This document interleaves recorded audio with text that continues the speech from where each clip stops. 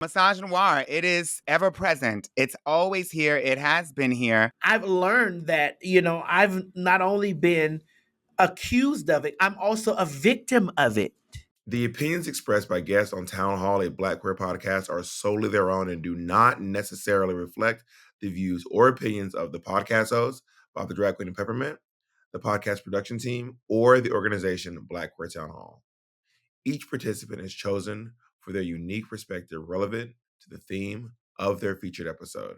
While we strive to provide a platform for diverse voices and narratives, individual opinions may vary, and listeners are encouraged to engage critically and respectfully with the content and the people presented.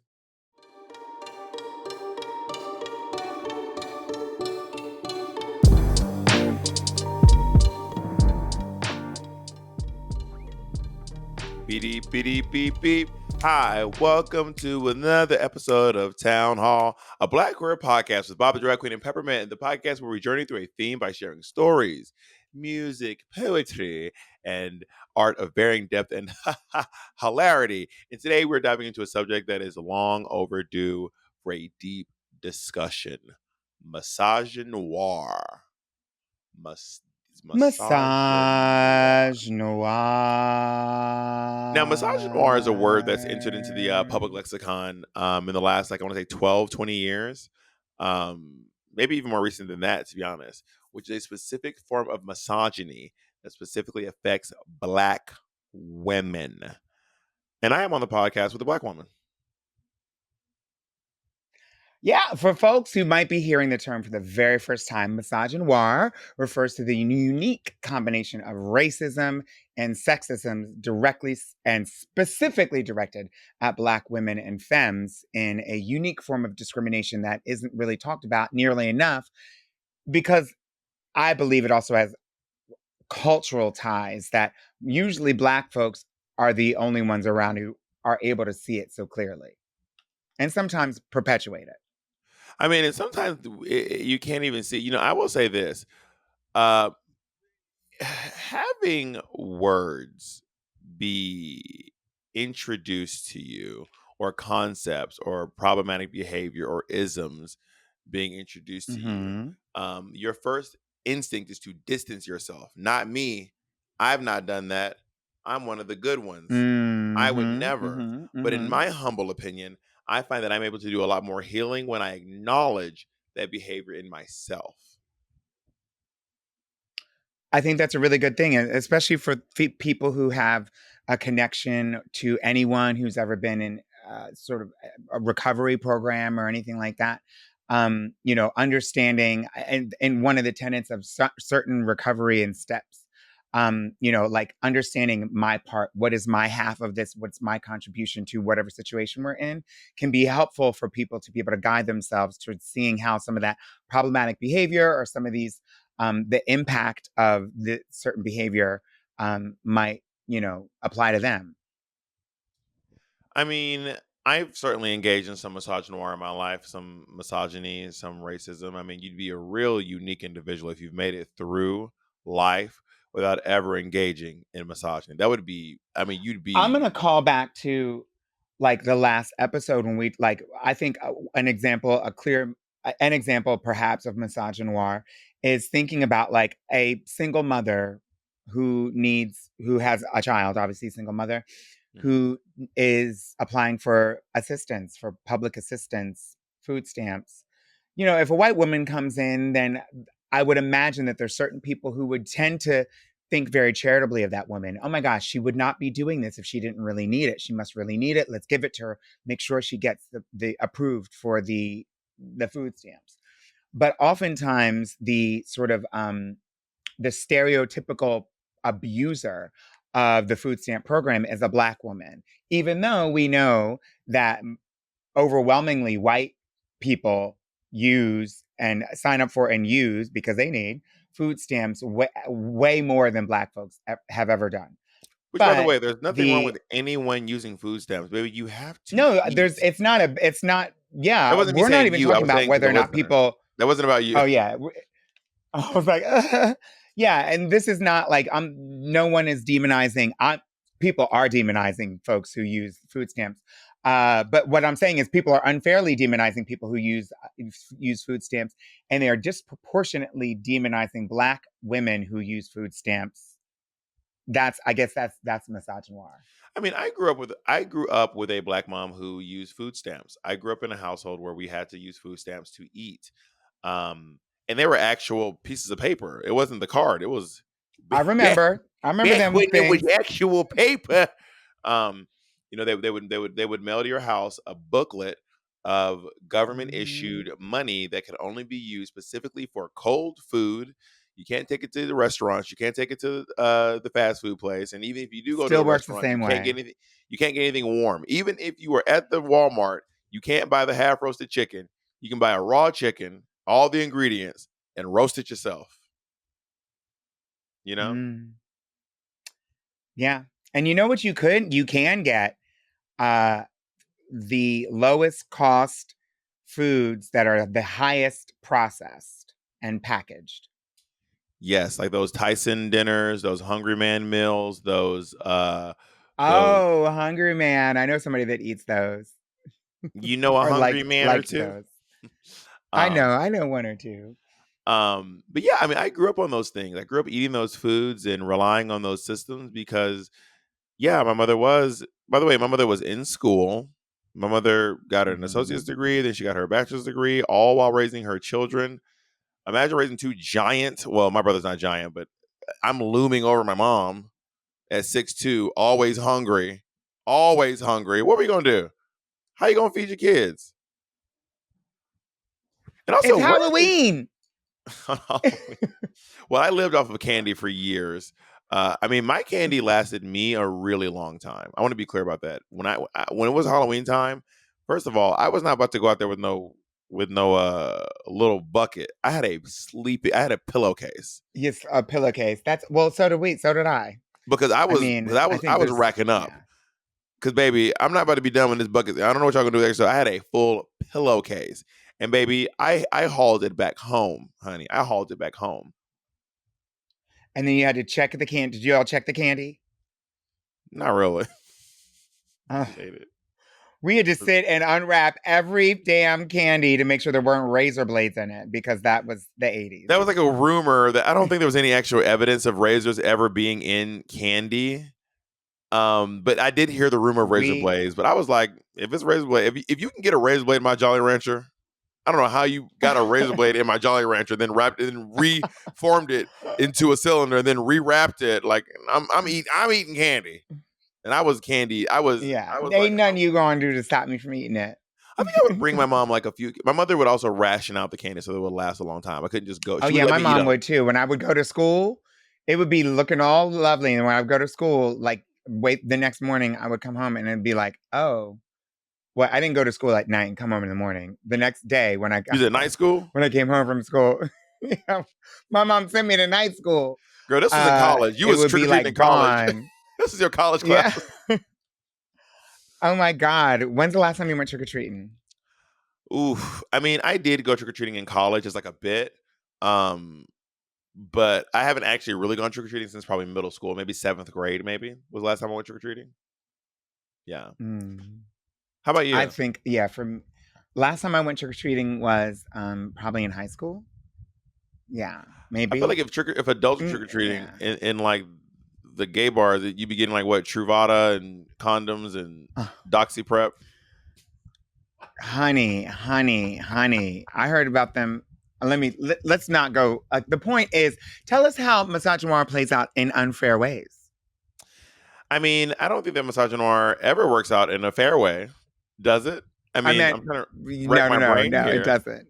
I mean, obviously, it negatively impacts the way that Black women are. Here's a statistic that's not so fun. Black women are overwhelmingly more educated than Black men, yet still make less money.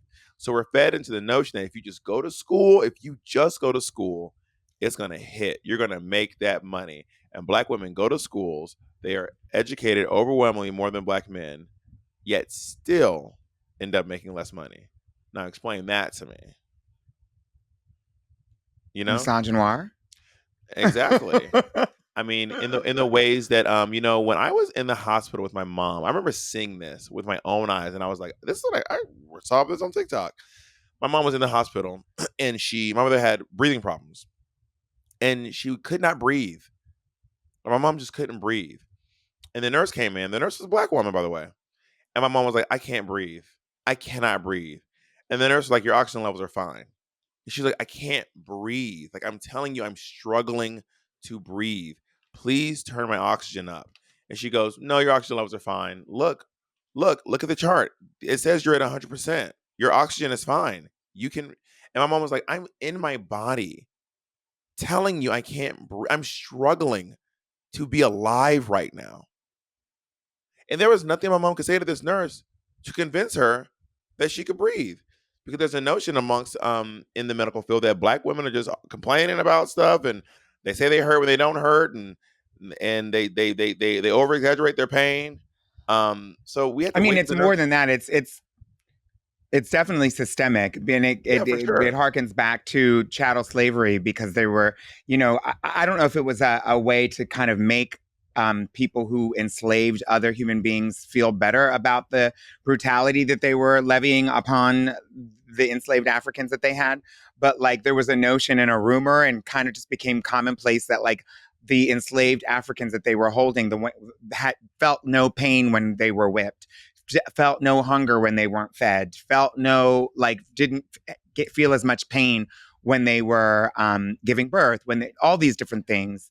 And so that made its way into our The medical system. culture. And It never left. To finish my story real quick, we had to like literally wait till the nurse left, and then I had to turn up the oxygen myself. I had to figure out how to turn up the oxygen myself because the Oh nurse my gosh. she just wouldn't do it. She was like, "No, you can breathe. Refused. You can breathe. You're talking. You can breathe." I remember being like, "This is You're insane." talking, you can breathe. That is not a good metric for measuring, especially if you are in a hospital by a medical professional. Which is crazy to watch Which is someone. where. Which is crazy to be sitting here and watching someone who is like less than 100 pounds, struggling to live in her last few months of life, being like, "You're fine. You're fine." And I mean, that's honestly, that's so tragic. And I wish that it's not, unfortunately, it's not that uncommon, especially in a hospital where Black women, I believe, suffer mortality rates through pregnancy while giving birth at like 2.5, maybe even 2.6 times higher than their white counterparts. And oftentimes are not given the same level of care, aren't afforded sort of the same level of consideration for pain management, or not even pain management like in a normal situation, but like pain as a signifier for something worse. And we hear way too many stories. Some really heart-wrenching films and documentaries that I've watched that talk about, like she came in and was complaining to the doctor at the hospital about back pain or this, and then died because they were like, "Oh, you're okay, just go home." I mean, if you all want to And listen to FD Signifier has an episode about how him and his wife, how she almost lost her life giving birth to a child. We have our producer of the show is a Black woman who has given birth. There's so much research about this out there in the world. If you don't have to take me and Pep have never had children. We can't have children, but you don't have to take our word for it. There are people out there who will tell you it is real. It happens to them.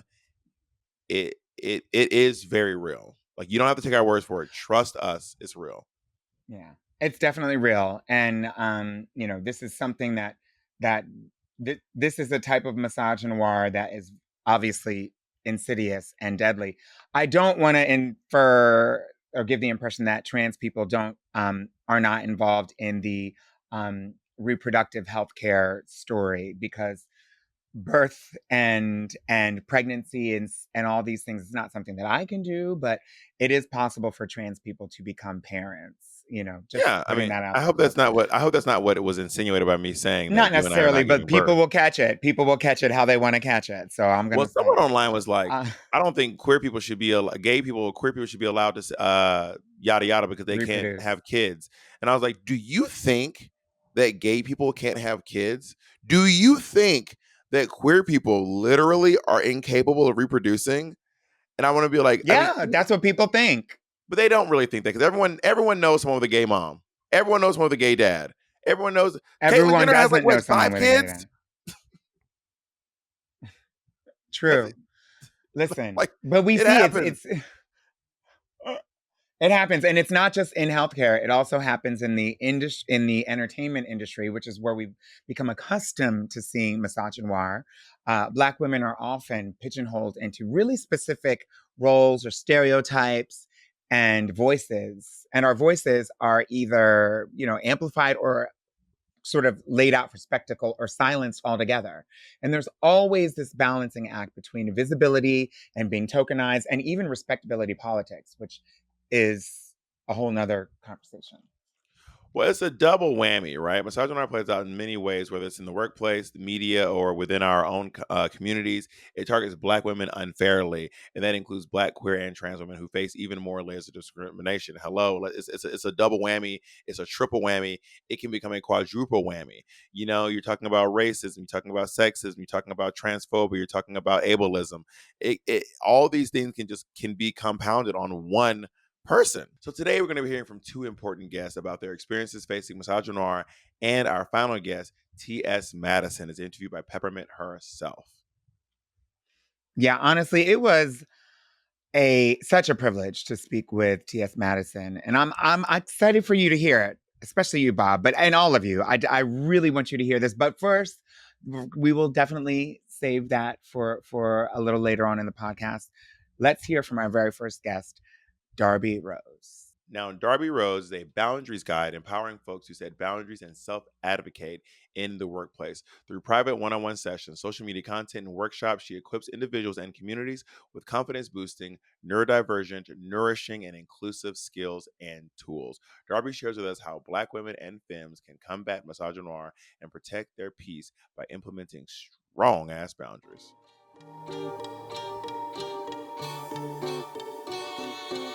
My name's Darby Rose. I'm a filmmaker and a boundaries guide. So I primarily focus on empowering and guiding marginalized folks through how to self-advocate and set boundaries in the workplace. I didn't publicly, aka online, come out until a few years ago, but anyone who's close to me knew. It was not a surprise.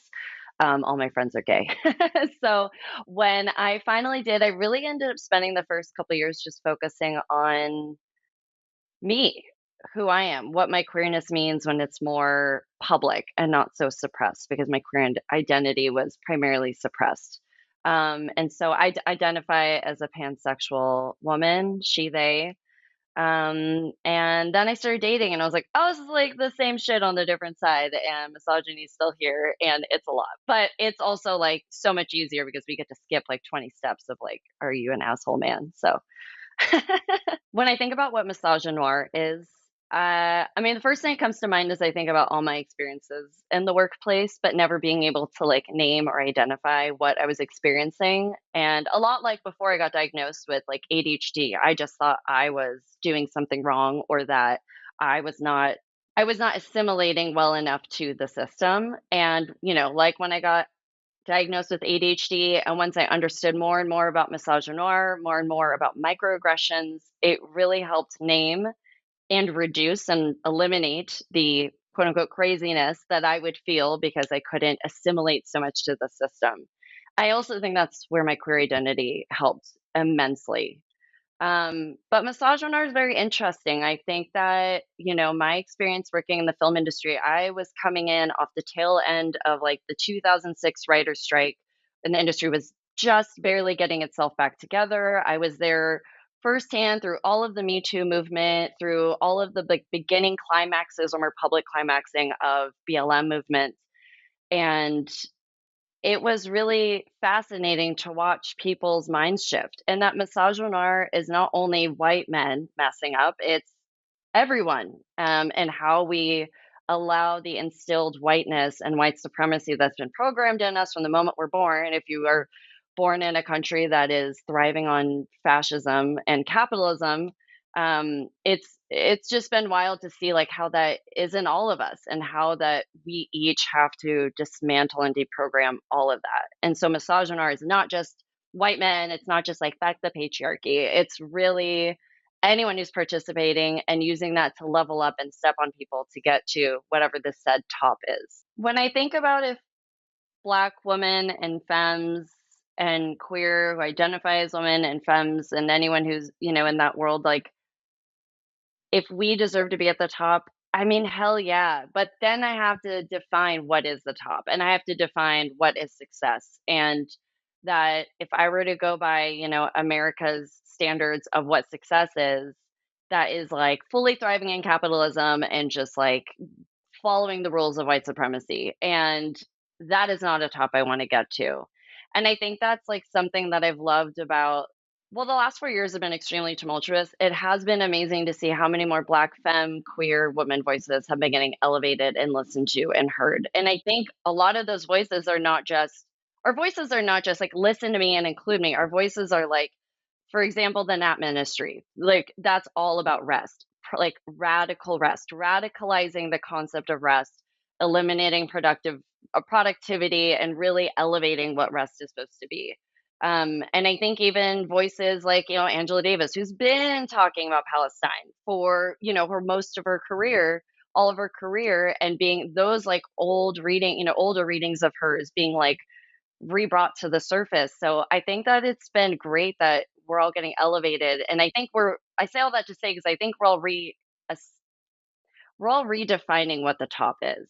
The top is not assimilating to white supremacy. We're creating a new top. And I think there's a lot of people who are Black and queer and not Black and queer, who are from, more metropolitan cities or maybe more rural areas, who are more exposed or not exposed to all of this information. I think that I see more and more people wanting to be a part of this kind of world, this new top, this new way of success and thriving that like Black women, queers, and femmes are redefining.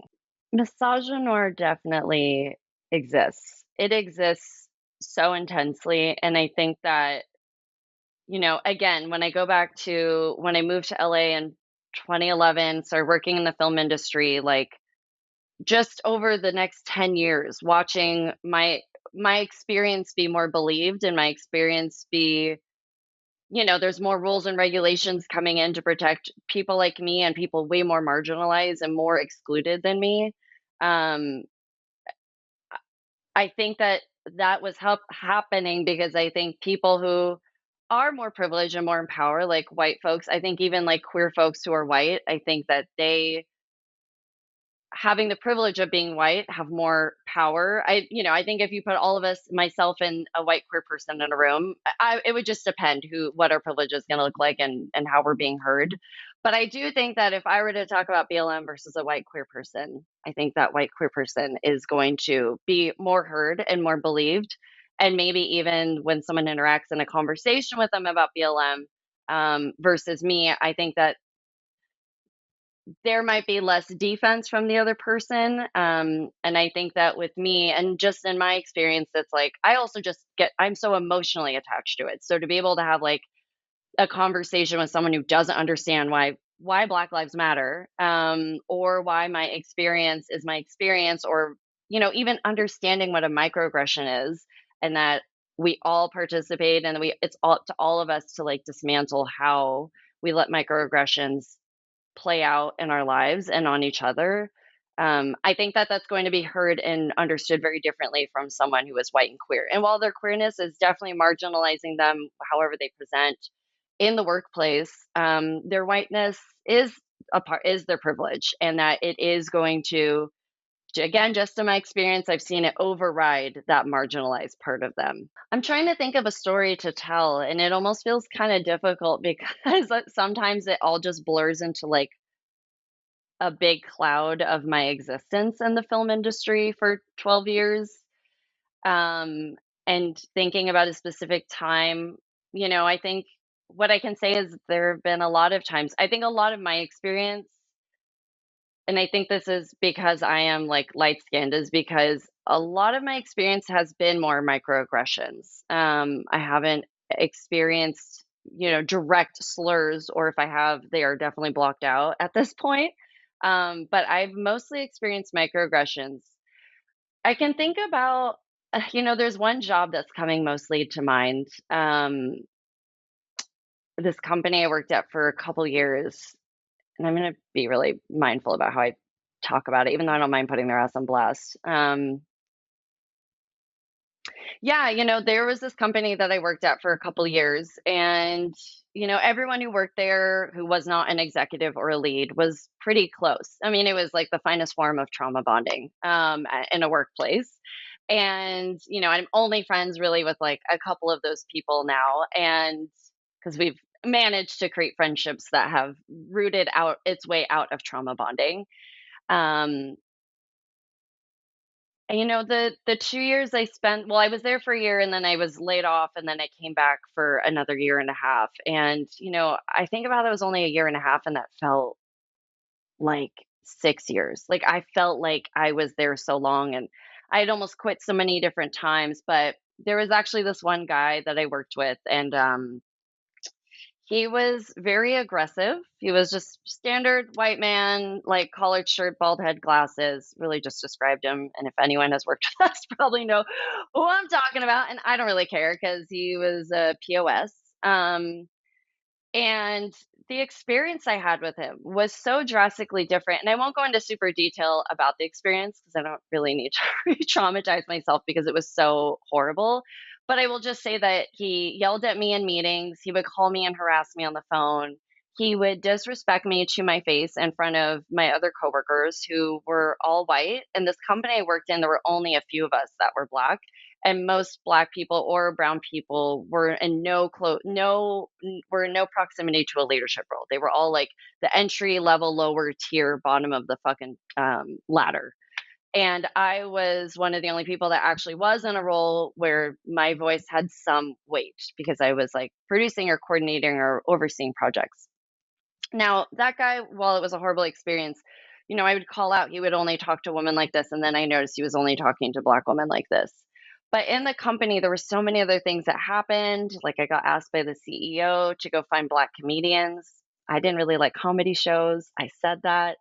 There were a lot of those scenarios. Black Lives Matter was climaxing in 2016 or 16. I was asked to lead a diversity and inclusion meeting with my friend and or coworker, and who was still my friend. And it was so traumatizing because I had no experience in D&I. I literally was so upset about which Black person of the week was killed, and I had written an email to coworkers because I think I had come up in a meeting that morning and I wanted to share some information, and some people were interested in organizing. What does organizing in a workplace even really look like? I don't really think that can happen in a capitalistic structure, but I digress. And I think because I sent that email, my boss, who was the COO, was like, "You should do a D&I meeting." And everyone had to rush off to a meeting at the end. Oh, but during the meeting, people shared a lot of like, oh, people shared some things that they should never say out loud. Oh, I'm here. We asked why is everyone here? Why are you? I'm like, I'm forgetting. I'm remembering all this. Just side note, Tracy was the person co-hosting this with me. Shout out to Tracy Marquez. And in the meeting, we asked, why does everyone go around and say why they're here today? Let's just start there. And again, I've never facilitated anything like this. And one woman said, because my boyfriend's Black. Another woman said, oh, because I like to sleep with Black men. Yeah, and when everyone left, they ran off because they had other meetings, and everyone just said thank you. And it was horrible. It was traumatizing. I didn't really think about it, and then when Trump won, that was like a whole other thing at that company. I think I yelled at the new CFO like that day. But anyway, so my experience at this job was filled with experiences like this. Like those are just a fraction of the things I experienced. So when I finally quit, I kind of blew a lid. And when I left, they wanted to do an exit interview with me. And I said, I did the math. Only 30% of the content we have up on our website is made by and starring women. And only like 5% of those are women of color. And when you look at all the women in our office or the non-identifying men in our office, it is like, I think less than half our company is white, or sorry, half of our company is women. Like 80% was white or something, and I was the only person of color that was in the leadership role, which made up for like 20 or 30% of the company. I had done all this math. Like, I do not know how to math. I took liberal arts math. Like, math is not, but I figured out the statistics. And when I showed them all this and said, this is why I'm leaving, I cannot be a part of this anymore, I don't want to be here, they said, that's not true. They said, no, those statistics are wrong. And I said, no, I'm literally showing you everything. And so I just kind of got gaslit out and was told that I was wrong. And there's constant misogynoir in all the jobs. And I think sometimes I just decided I'm just not going to tackle it. But the last job I was at, same thing, like was experiencing all these different things in the last year. And sometimes you have to decide you have to pick and choose which battles you want to go after. And more I pick less battles, and more I try to find new ways of income where I don't have to even make those choices. I was not paid to do that meeting. That's just another instance of asking Black women to do the labor of what they don't want to invest their money into holding properly without perpetuating more trauma. But because I was of a small fraction of the company, my experience wasn't even thought of. My white counterparts, the people I considered friends outside of work, people I was close with, that meeting completely shifted how I saw all of them. When I left, I didn't really continue friendships with a lot of those people because, as I said, after that we left, I said, I feel like I have been marinating in racism and I haven't even known it. And today I saw that fully come into play. I have found myself doing a lot of unpaid labor, and a lot of the reason I have done that is whether I've been asked to or whether I've been like, just lightly questioned if that's something I'd want to do. I've often done it because I have this like, this is what we're working through in therapy lately, is like my people pleasing, or this like, well, I want to like show that I can do it, or like whether it's not people pleasing, but also like, well, if I don't do it, who's gonna do it? This kind of like maybe the self-righteousness that like kicked in a lot. And I don't know if that's like a part of the light skin privilege that I have or whatever experience I've had, but I would often feel like I had to do it. And because if I don't do it, who's going to do it? But really what I could have done was say, hey, that's awesome. I love that you trust me. Thank you. I'm not paid to do that. I'm not going to do that. You need to hire someone else. There have been many times where I was asked to do extra labor to help increase the inclusion of diversity within my team at my last job. And my previous manager, who was a white woman, she was really about like games in our meetings, and we had done this game where everyone had to it was like a guessing game, and everyone had to like submit a photo of their a baby photo. And I knew as soon as we were gonna play this game, I was like, I'm gonna be out. So I was a pretty white baby. Like my Mexicanness really kicked in when I was born. Like I was very light skinned, like very, very light skinned. So I thought maybe it would throw people off. Like, no. And, and so my baby photo was immediately picked. And we had also played another game where someone was like, everyone submit your most used emojis. We're a remote team. We're trying to find ways to connect. And again, with the emojis, all my emojis are brown hands. So again, I was like, I'm the only Black person on the team, or one of two. And so I'm going to be picked and guessed immediately. So I brought this to my manager, or at the time she was my manager's manager. And I was like, I'm just going to be upfront. I feel really uncomfortable playing these games. I feel like it's not fair for me. I feel like I don't even get a say in it. And her immediate response was, first, she was like, I'm really sorry. And I actually had the same thought. And my first response to that was, wow, okay, well, you know what? One step at a time for white women, And then she said, would you be down to help me figure out new games that are more inclusive? Now, like, I've held a lot of space for those ways of thinking when people are like, they're not even thinking about the impact. And I think we let that slide for too long, and I've let that slide. And I would typically say, well, right, if I don't help her, who's going to help her? And it won't get done. That old mentality I used to have. And I said, I don't have time to help you. Sorry. I just don't want to play those games if there's like skin tone involved. And she was like, okay. That was not the last time that happened where she asked me to do labor to teach her or educate her about things. Or to participate in extra labor. But yeah, that's been a lot of my experience is just being asked to do extra labor because I raise an issue. When I think about ways that people can support in the efforts of eliminating misogynoir,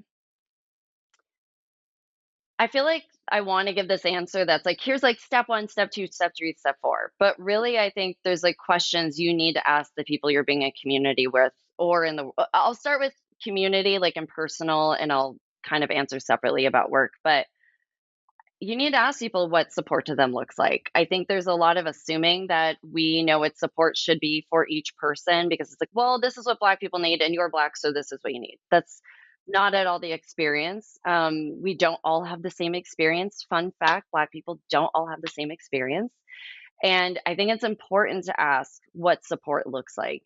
And I think even making space for that to not be a one answer, or even someone being ready to answer that. And I think that if someone's not ready to answer that or doesn't know that, that's kind of on you to keep doing that work and understanding what real support looks like. And I think another way of doing that, and I think this could be maybe a controversial answer, but I don't think it should be. I think we need to start making intentionally good-willed not make mistakes, but really, like, I think there's a lot of fear I see specifically with my white friends and community where there's this fear of saying the wrong thing. And I think that fear has been overriding especially since 2020. I think since I think I can put her on blast. Since Tracy Marquez named it the White People Summer School of 2020. Since 2020, when white people are really learning about the nuanced experience of Black people and that, hey, we tired out here. Um, I think that it's important to do that work and to just start talking and having more conversation. And I think that social media, while I love TikTok University, and it has been a pillar of a tool in my learning to understand my ADHD and to feel not alone in my experience as a Black mixed woman with chronic PTSD. I also know I can't converse, and I feel that stuntedness when I'm like, I want to talk to someone about the nuances of this, or I want to talk to someone about this. And I don't say go to your Black friends and start talking about race. Please don't do that.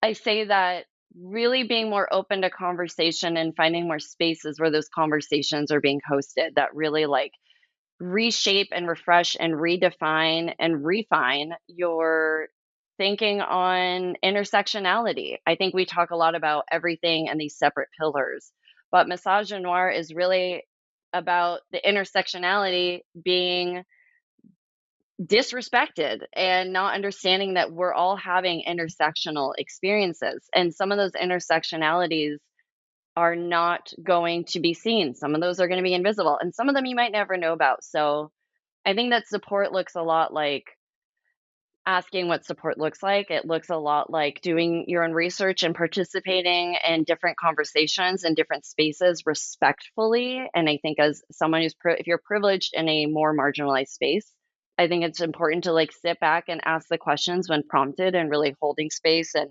prioritizing the experiences of people who are marginalized in that space. But yeah, I think the third thing is just being open to educating. My friend Kim Cohen said we need to be unlearning and relearning, and that just should be like a constant cycle. I'm not sitting here thinking I know everything and I know how to get through experience. Like, I have no idea what I'll experience in the next year. That will teach me more lessons and maybe reshape the way that I think. And I hope that more people can be more open to the unlearning and relearning, and that means really letting our ego backseat a lot more. And I think that will just contribute to like safer community spaces and safer workspaces. I think that side is like really good for people who are either more privileged or maybe not participating or don't live a more marginalized experience. But when I think about for people like myself, other Black queers, other folks who are, experiencing a more excluded, a more marginalized experience than myself, I think about boundaries. I think about what boundaries do we need to be setting. And to me, boundaries are not just no's, they're also needs. boundaries are an opportunity to grow, an opportunity to get aligned with, your community, with the people on the other side. It's a way to vocalize what you're needing, so you set yourself up for success. Again, defining what your own, again, having your own definition of success.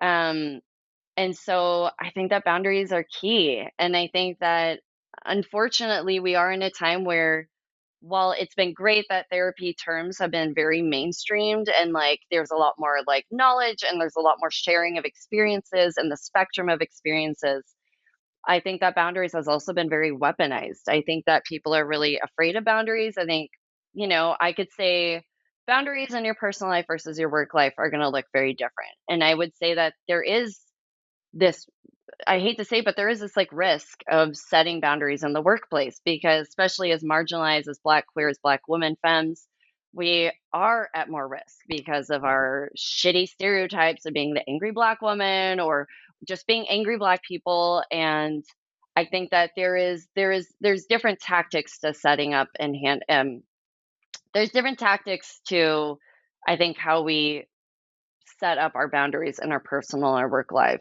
But I think that they're extremely essential more than ever. And I think they're extremely essential in a capitalistic setting like a workplace, because that is going to protect you. And bonus, if you are someone who's in California and or other more liberal states, like we do have a lot of protections. There's a lot of employee protections that companies don't want you to know about. They want to make sure you do not know. So I think that while setting up boundaries is important, it's also important to just educate, using a search engine.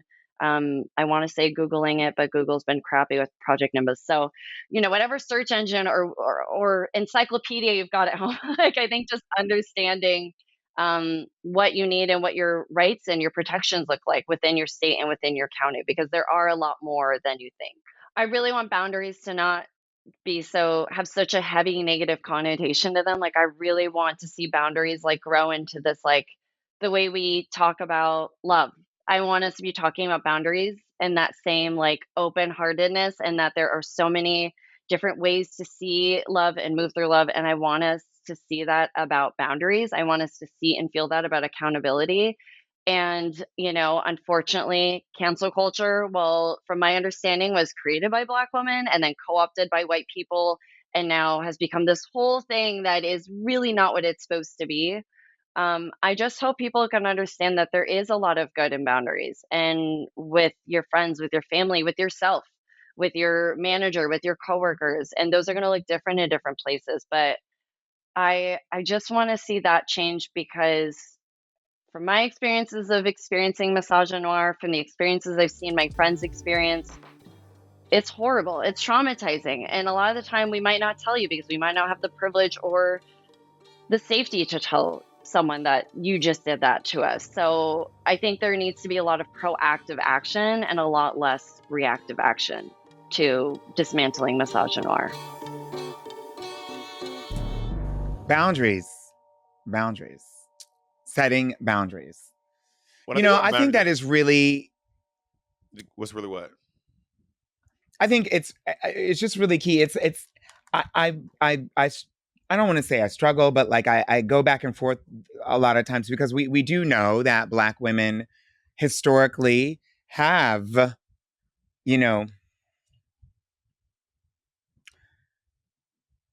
because of a certain, maybe because of culturally upbringing, maybe ancestrally, maybe, for a myriad of reasons, some of which have to do with someone, perhaps, someone who has seen either systemically or interpersonally a lot of adversity, having to overcome that adversity. Black women oftentimes end up in a situation where we are expected, and then sometimes supersede the expectation, to take care of everyone around us, saving the country, saving the day. I can't help but think about that Drew Barrymore clip. She was talking about Mamala. She basically called her Mamula. Mammy. Yeah. And is that because Black women rise to the occasion, and oftentimes exceed expectations, the low expectations that are sometimes placed on Black women unfairly? Or is it because we in this country have a history of Black women actually rearing their own children and the children of the people that they were enslaved under, right? The mammy is the Black woman taking care of the slave owners' children, right? And so why is that? Well, I think that, Why I is it mean, that we have that a lot of us were tape? nurtured by Black women. I mean, I saw this guy on TikTok recently say he was this British guy. He was some sort of a brown British guy. He may have been South Asian. He may have been Middle East. I do not know. He was a brown British guy, and Okay. and he goes, "My mom always told me for years, if you're ever in My the mama world told me. and you're in trouble, if you need help, go find a Black woman. Go find a Black woman." And he said, I "You know don't know what? how I feel about that. He said, and I did do that for years, and she was right every time. If I ever needed help with anything, I just go find a Black woman, and they help me more than anyone else has ever helped me." And I think that maybe that is a lot of Black women are expected to meet that that alma mater, that nurturing mother. Um, Alma mater means nurturing mother. Not That alma mater. alma mater in Greek means nurturing mother. Okay. That's the Greek translation of alma mater, means nurturing mother. Okay. So they meet that nurturing mother, not like the school you graduated from or the school you went to, but I they think meet that's that. the context most people No, I know. In understand. English, alma mater means the school you went to. Gotcha. In So Greek, so you alma think it's mater the means pressure? nurturing mother. And I'm just You think using it's it the pressure that the in the Black Greek women are form. feeling? Yeah, I think I think that. I mean, I'm not a Black woman, so I can't speak to it, but I just know that I've been nurtured by a lot of Black women, whether I asked for it or not. Even when I didn't ask for it, I still got nurtured by some Black women. You know what I mean? I hear stories from people who are naturally, we're going to hear stories from Black folks who have experiences with Black women that are nurturing. I mean, if you grew up with a woman or a mother in the house who's Black, then hopefully she was nurturing. Yeah. But it's I know it seems like there's no shortage of stories that I've experienced of people who are not the last people I would expect to have had these sort of nurturing relationships with black relationships where Black women have nurtured them at some point in their lives, even though they're not a part of, they're not necessarily, they didn't grow up in the household with a Black woman, and the Black woman didn't necessarily have a responsibility to doing that. But I think there's a lot of people who have this type of connection with at least one Black woman in their I life. mean, even Black women who aren't mothers. I mean, Jennifer Lewis does not have children, but she has a book called The Mother of Black Hollywood. And I believe that's specifically because she plays a lot of mothers on Yeah. television shows specifically.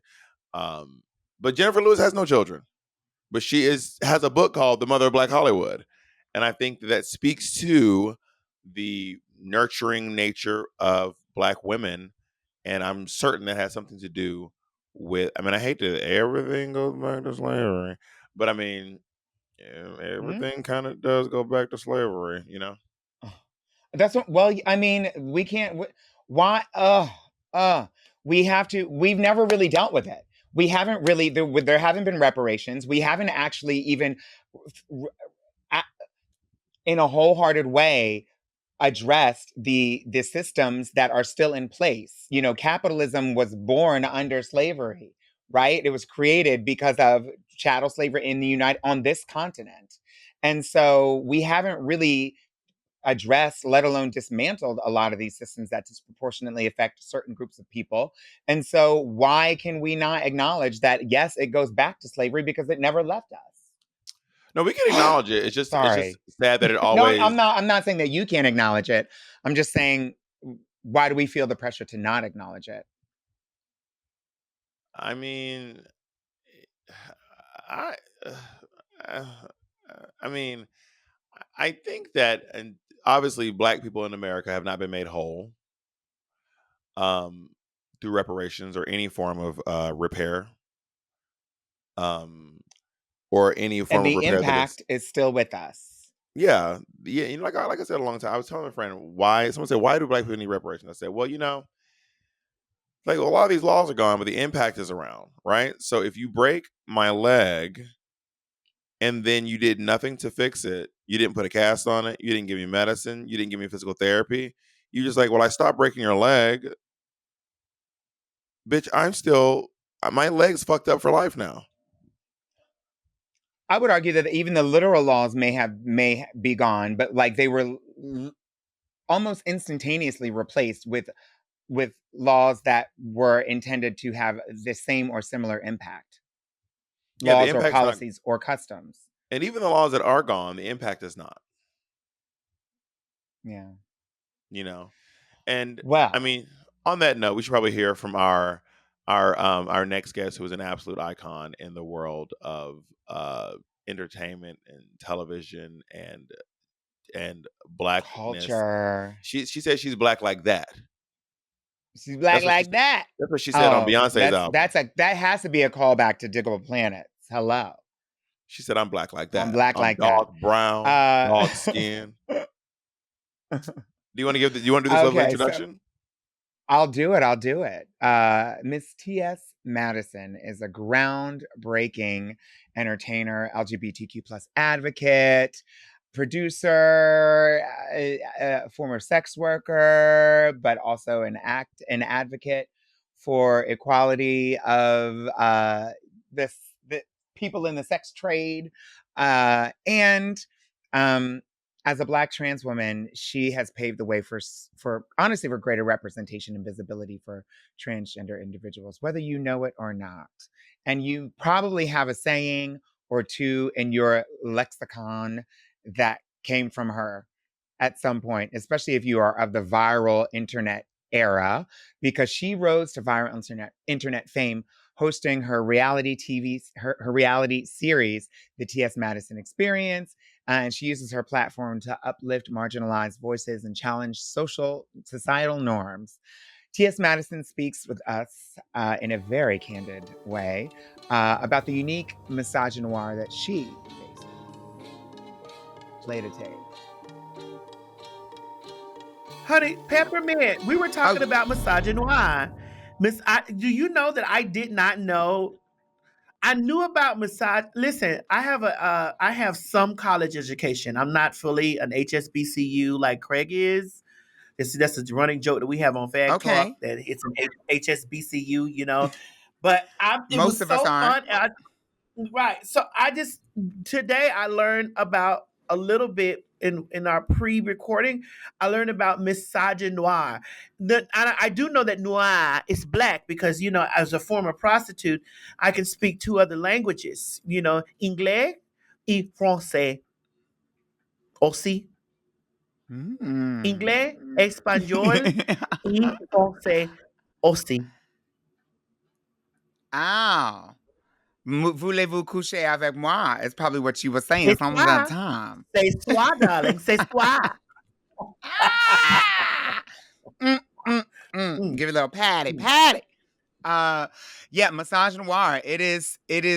It's one of the things that's so pervasive and it's ever present. It's always here. It has been here. Um, and being as though we obviously live in a patriarchy, it impacts us. Misogyny impacts everybody, but misogynoir is specific to the Black community. And it's one of the things we don't really talk about that much. I don't think. I think we've been hearing about it a little bit more, um, you know, in the past few years, Well, which here's I'm the grateful thing. for. But I've been from what I've learned in our pre questioning. I've learned that I've not only been accused of it, I'm also a victim of it.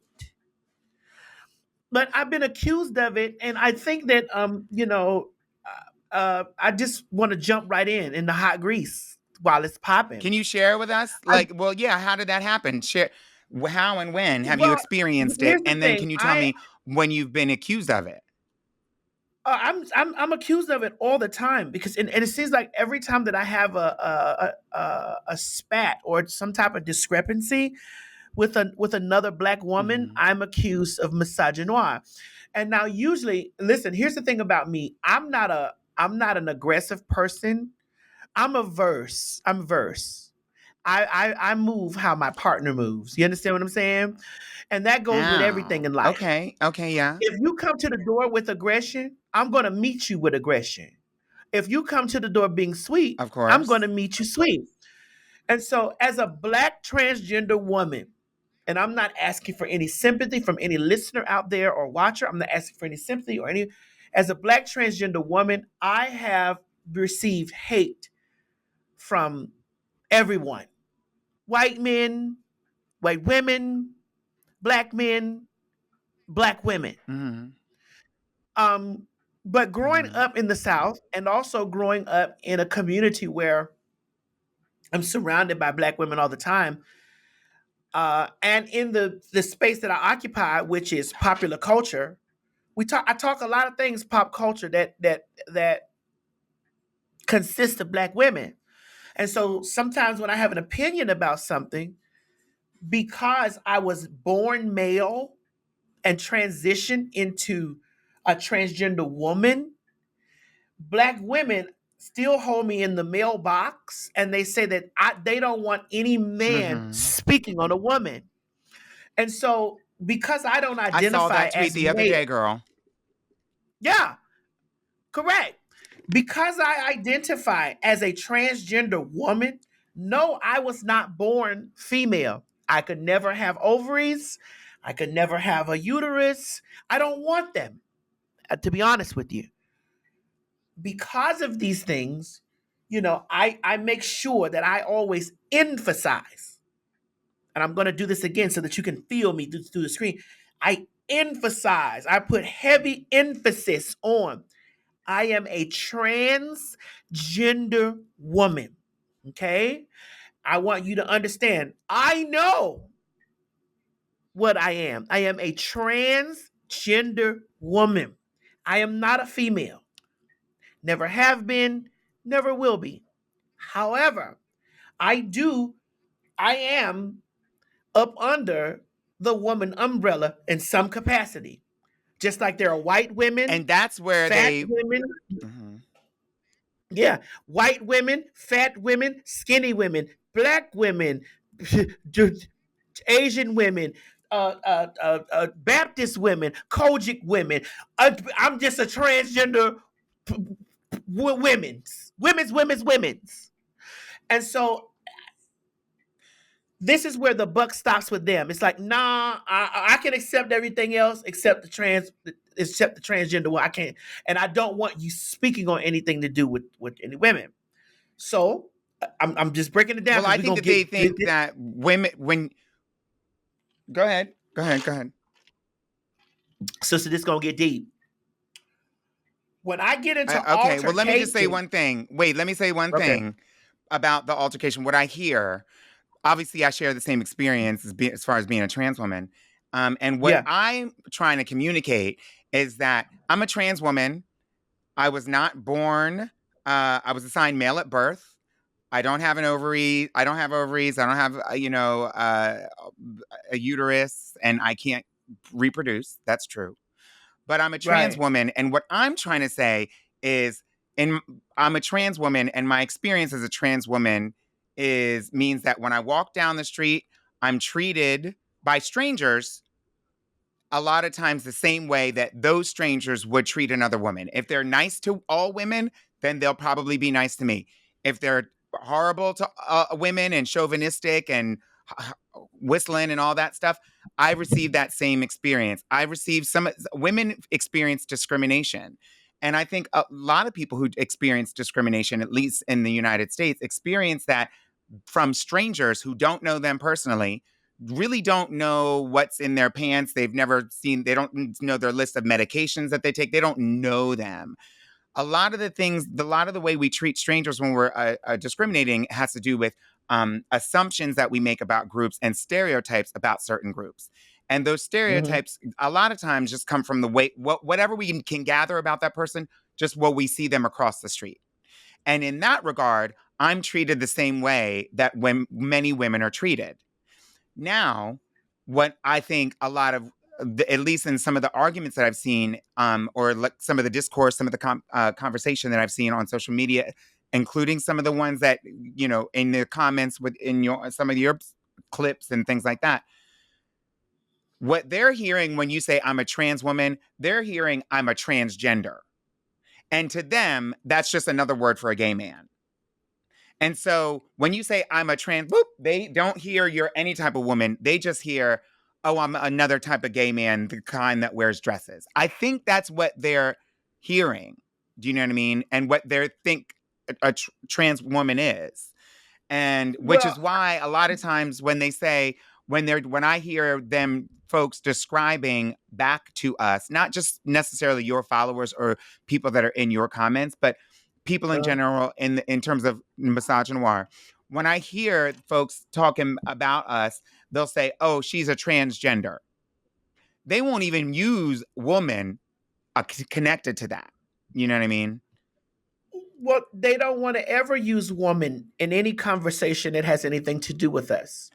And I'm speaking about the ones that don't want to respect us as who we are. They're and I do think that they find themselves in a space where and as from trans woman to another trans woman, let's dissect it for a second, just for a split second. Okay, hit me. As Black women, they already have a shit ton of things on their back and against them already as Black women. 2, Black men are at times can be not the kings that they're supposed to be to their Black queens, right? That's 3, because they are men. Because they're men, right? Right. 3, they have some of them, a lot of them are single mothers, or there are a lot of variables that go into this whole situation. And then we come along and this is I'm talking from their perspective. Then we come along and it's just like, oh, now I got to deal with you too, bitch. So, bitch, you couldn't be a whole man over here. Now you want to be a fucking woman, and I got all this other shit to do, and dealing with you crossing over here, and then thinking that you want the same rights as fucking me? Are you kidding me? This is what I hear them screaming without them saying it. Without them saying, I hear them screaming this. I agree. But what I try to convey to my sisters is I'm not your enemy. Because the only things out of that situation that I don't receive is being a single mother. It's being a single mother, and probably that's it. Because the shit you experience with Black men, I get it. The shit that you get from society, because the society when they're looking at me, they don't see a man. They see a Black woman. So I'm getting the same things that you're receiving too, except for being a single mother. The dating pool for us is trash, like it is the same with you, girl. When we're telling you, hey, these men are liking men, they're not liking us. I don't understand how you're not listening. It's the whole. I think that they've removed us completely from femininity. That's what it is. I think we as trans women live in a world or space of total and complete femininity. Like we live in the feminine space. And so they don't allow us in that space, especially if we have not had reassignment surgery. Bottom surgery. Especially if we haven't had bottom surgery. I mean, I know that there are people, especially we basically talking about what we experience in the comments in this moment.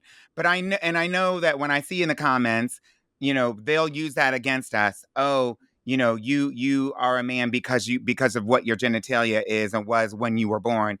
Got a dick.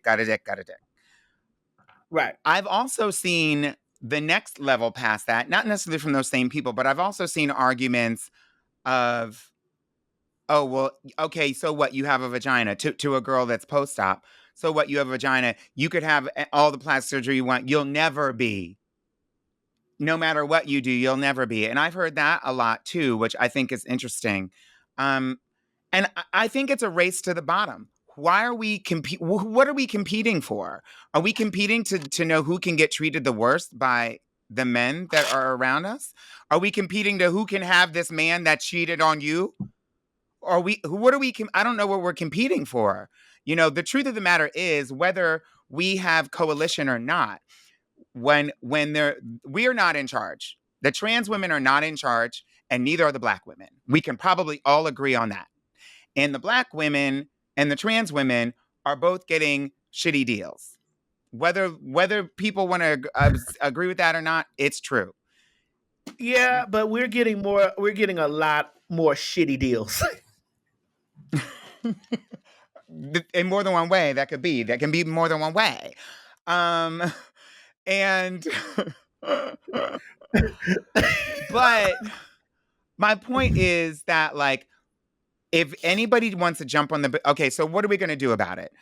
We're going to say, yes, I don't agree with trans this and trans that, so stay out of our business, stay away from our men. Actually, don't go into our schools, don't go into our bathrooms, don't go like, if that's what we're saying, then what it's going to take to achieve that is there's going to have to be laws on the books, which there are, that say you cannot, like, that basically talk about bodily autonomy. You cannot use hormone replacement therapy. You cannot get surgery that does this. You cannot do that. And then suddenly we're talking about what rights we have with our own bodies. And I think I see that as the extension of this conversation, the larger conversation about whether trans, what do you think about the trans issue? Should they or shouldn't they? Should we allow them or should we not? Should they be here? Should we not? Should we call them this? Should we call them that? Really, that is people who aren't trans making decisions about what we can and cannot access. And what I hear from a lot of the people in the comments, I hear resentment towards us. What I hear is what you said, oh no, I have to deal with this, and now here you come. I feel like it sounds like a sort of resentment. And I don't know if that really makes the struggle that Black women have and the struggle that women have in general any easier, or accomplishes what we want in terms of equality for women, equal pay for women, the ability to control their own bodies and make their own healthcare decisions and their own decisions in general, the ability to be free of being blamed if a woman gets raped because of what she was wearing. Oh, she tempted a man into it. All those because things these that happen to us too. Yeah. They happen to us as well, because I've been raped, and you know what I'm saying? Like, it happens to us. And then when you say this type of stuff, but you're a man, and it's just like, I was born male. There's a difference. I'm not a man. I was born male. Yes. I can't I have male anatomy, but I'm not a man. Just like you can be born female and still not be a woman. People can't separate that. I think people think if you were born male, then you're a man and that's it. And they are not able to see that part of the experience, I think a significant part of the experience of who you are, whether someone is male, female, non-binary. Of course, I'm sure that they may not have space in their mind for a non-binary person if they can't. Oh, they have no imagine space for that, Pep. There's no space for that. But if for them, it's hard for them to separate. I think they think, oh, because someone has a penis, they automatically fall into this certain box, and that's it. It'll never change, and that's what it is. And I don't think that they are able to see that a lot of the experiences that women go through, and that men go through too, are because of how they're perceived in the world, how people see them, and how people navigate the situation. And just like how society sees them and treats them, how society sees them and categorizes them. But that has nothing to do with your birth certificate. People did not look at your birth certificate before they were going to decide on how much you were going to get paid as a woman lower. They didn't decide that. Right. They just said, they looked at you and said, oh, that looks like a woman, that you're going to get lower. That's it. They look at your physical. They see your physical. Mm-hmm. And then you follow that up with, you're Black too. So there's another cut. You're Black too, sweets. There's another cut. So misogynoir is at a very unique intersection of racism and sexism directed at Black women. So how do you feel being being a trans woman adds additional layers to the whole misogynoir piece? Well, because then in that same verbiage, you have to add the transphobia that comes into that. There's transphobia that slides right into that. And listen, I'm not a saint. Miss Peppermint, you know I'm not a saint. But you are a sinner. Sorry. I'm definitely I'm a motherfucking sinner. And I'm gonna tell you this because and the reason why I love being exactly who I am is because that's exactly how people met me. People met me loud, live, and in color. Everyone has a loud, live, and in color story on how they met me. Some met me coming to the door butt ass naked, screaming, "New weave, 22 inches, yes!" Some people met me cussing a bitch out. Some people met me in a vicious throwdown, read back and forth. So I'm on that end of the spectrum where, bitch, this is how we met her. So anything else we see her do is great, but we know that she will get like this. So I have said some transphobic shit.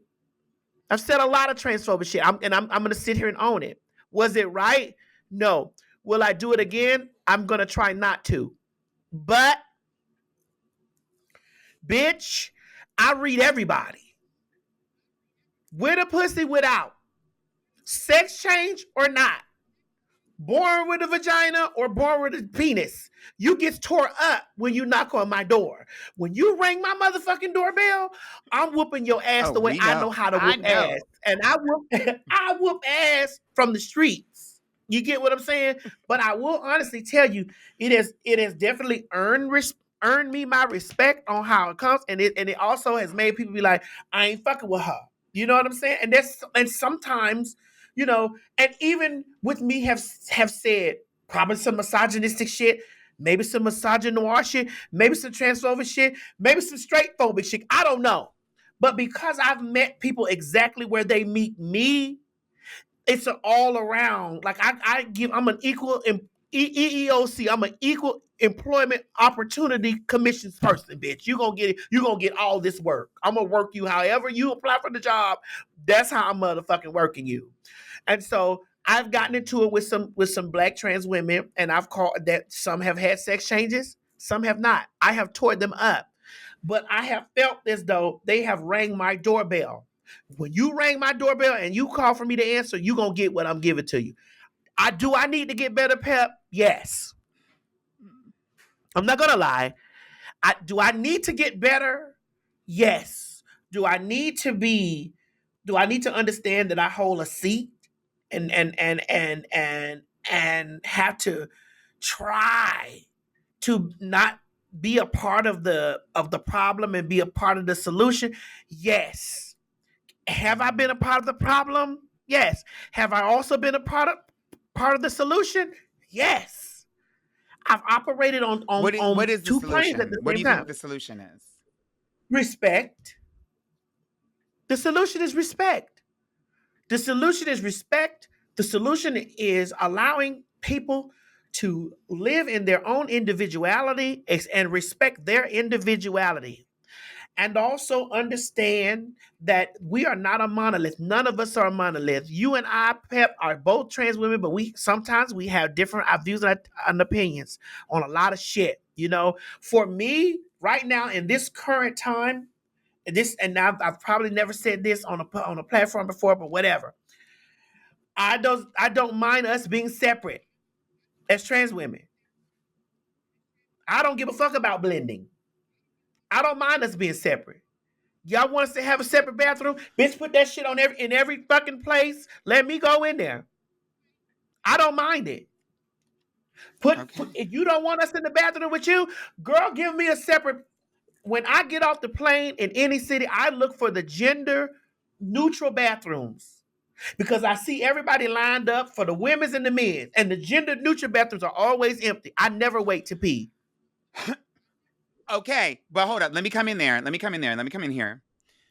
I hear you and I agree. And I think that in my mind and on paper works. Where I think that doesn't work is if we're going to have a separate thing, then that means all the trans folks need to understand that they have to go to a separate thing, right? A separate bathroom, let's say.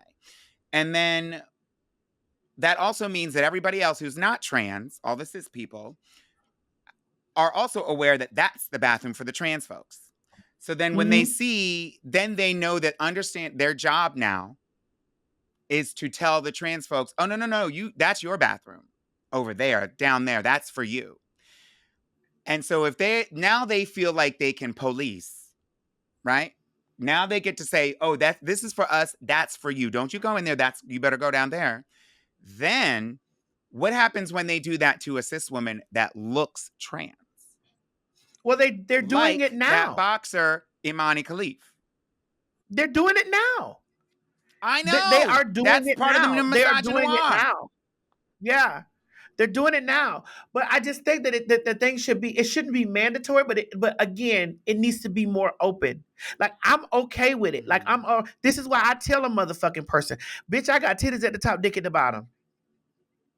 Because the main excuse that a lot of men that deal with us or have dealt with us use once they have gotten into this real thinking space where their mind is like, oh my God, I'm doing this and somebody see me, I didn't know.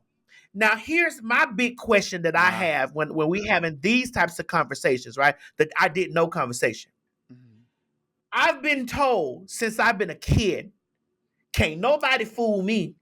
I know what you motherfuckers look like. I know what y'all look like. Look at your shoulders. Look at your back. Look at your feet. Look at your earlobes. Look at your eyelids. Look at your Adam's apple. Look at your honey, look at your chest. that they can clock the T no matter what, right?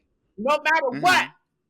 And the women have said the same thing. Oh, y'all not one of us because bitch, you could never be this.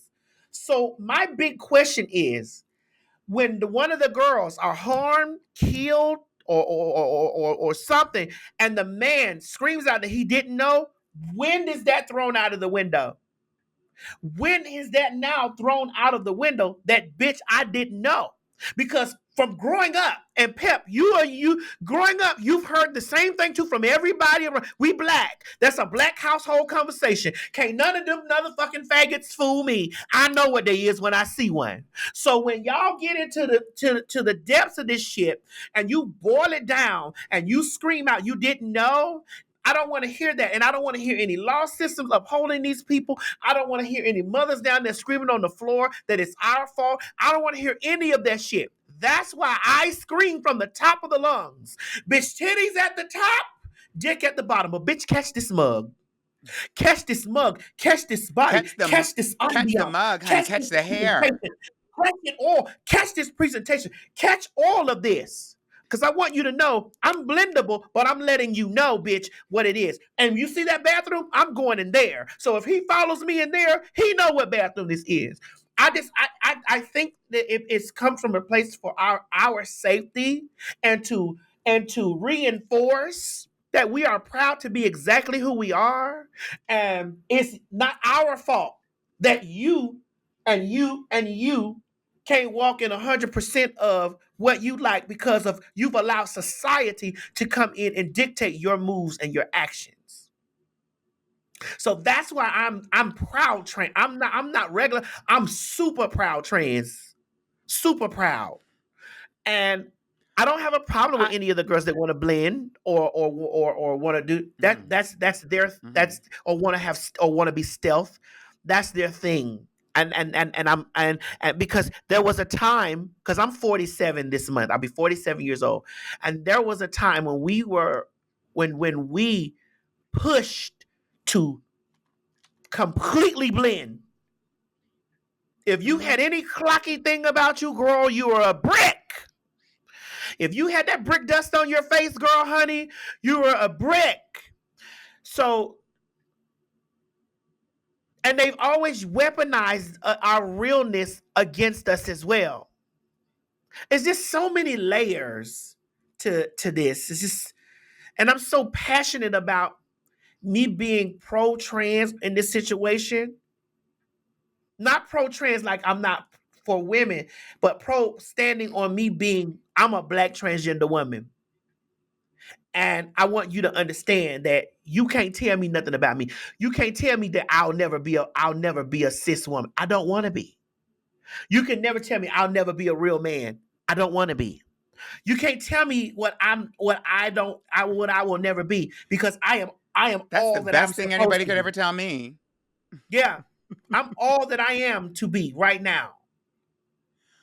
Well, I have a question. A lot of this conversation plays out on social media, and you were talking about how like you are very explicit, and and who you are, and the question of the day, the $1 million question is, if folks are so if you're so folks are so all knowing, and you can tell everything about us, and we couldn't fool you if no matter what, then why are y'all screaming I was fooled when y'all get caught doing it? That's obviously one of the $1 million questions. But the way that you broke it down, I think was so clear. I could easily hear where you're coming from.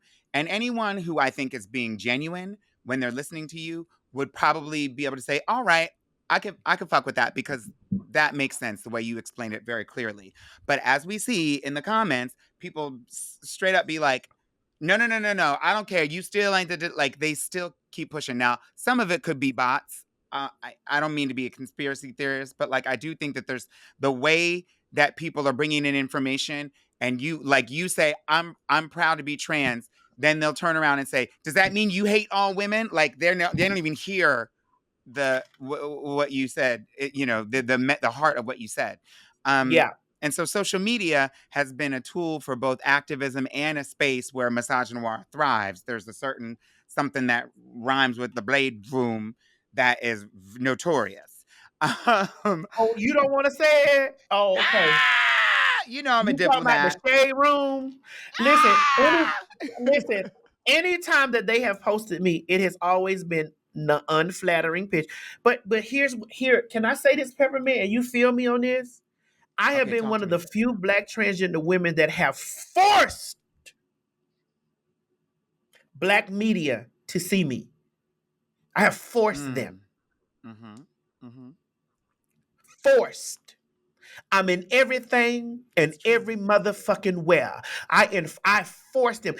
I saw them at the VMAs. They didn't even want to. I didn't even know that they were real. I saw them there. They posted me, but they didn't. They didn't interview me or nothing. And they tried to find a picture where that wasn't great. But bitch, I ate them up at the VMAs. Ate them up in that Oh, red you dress with did, those girl. You butterflies and all did. that. I ate them up. That you looked And they gorgeous. I saw you right on the carpet. I tore them up. But it was their duty to try to find something unflattering about me so that people can get down there and man. When Kaya and I used to be together and we used to do that show called The Queen's Court, I used to be they used to frequently post it. I've been in movies, television shows, or they will cut around me from the commercial. Those people, they will cut around me to post. And there was one movie I was in, it was Zola, Oh, yes, you that were. I was in Zola. They had no other choice but to post me because of the press run that we did that involved, but they only hashtag me. They wouldn't at me, they wouldn't do nothing. And it's just like I noticed the way that they move. And what's so crazy about all of that is that there are queer people working there. Queer people working there that feeds into the transphobia and the misogynoir, the trans misogynoir. That's what I wouldn't say. Just like misogyny is in a patriarchal world, just like misogyny and chauvinism, and sexism, towards women, uh, a lot of times is disadvantaging women, in the favor of men, and a lot of times it's men being chauvinistic, being sexist towards women when we're talking about abusing them, hurting them, harming them, paying them less money, all these different things. Catcalling, there's different levels of it, obviously.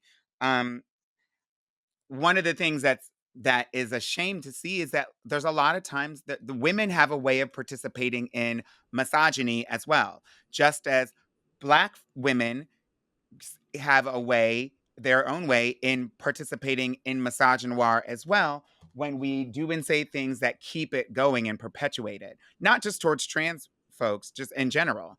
Mm-hmm.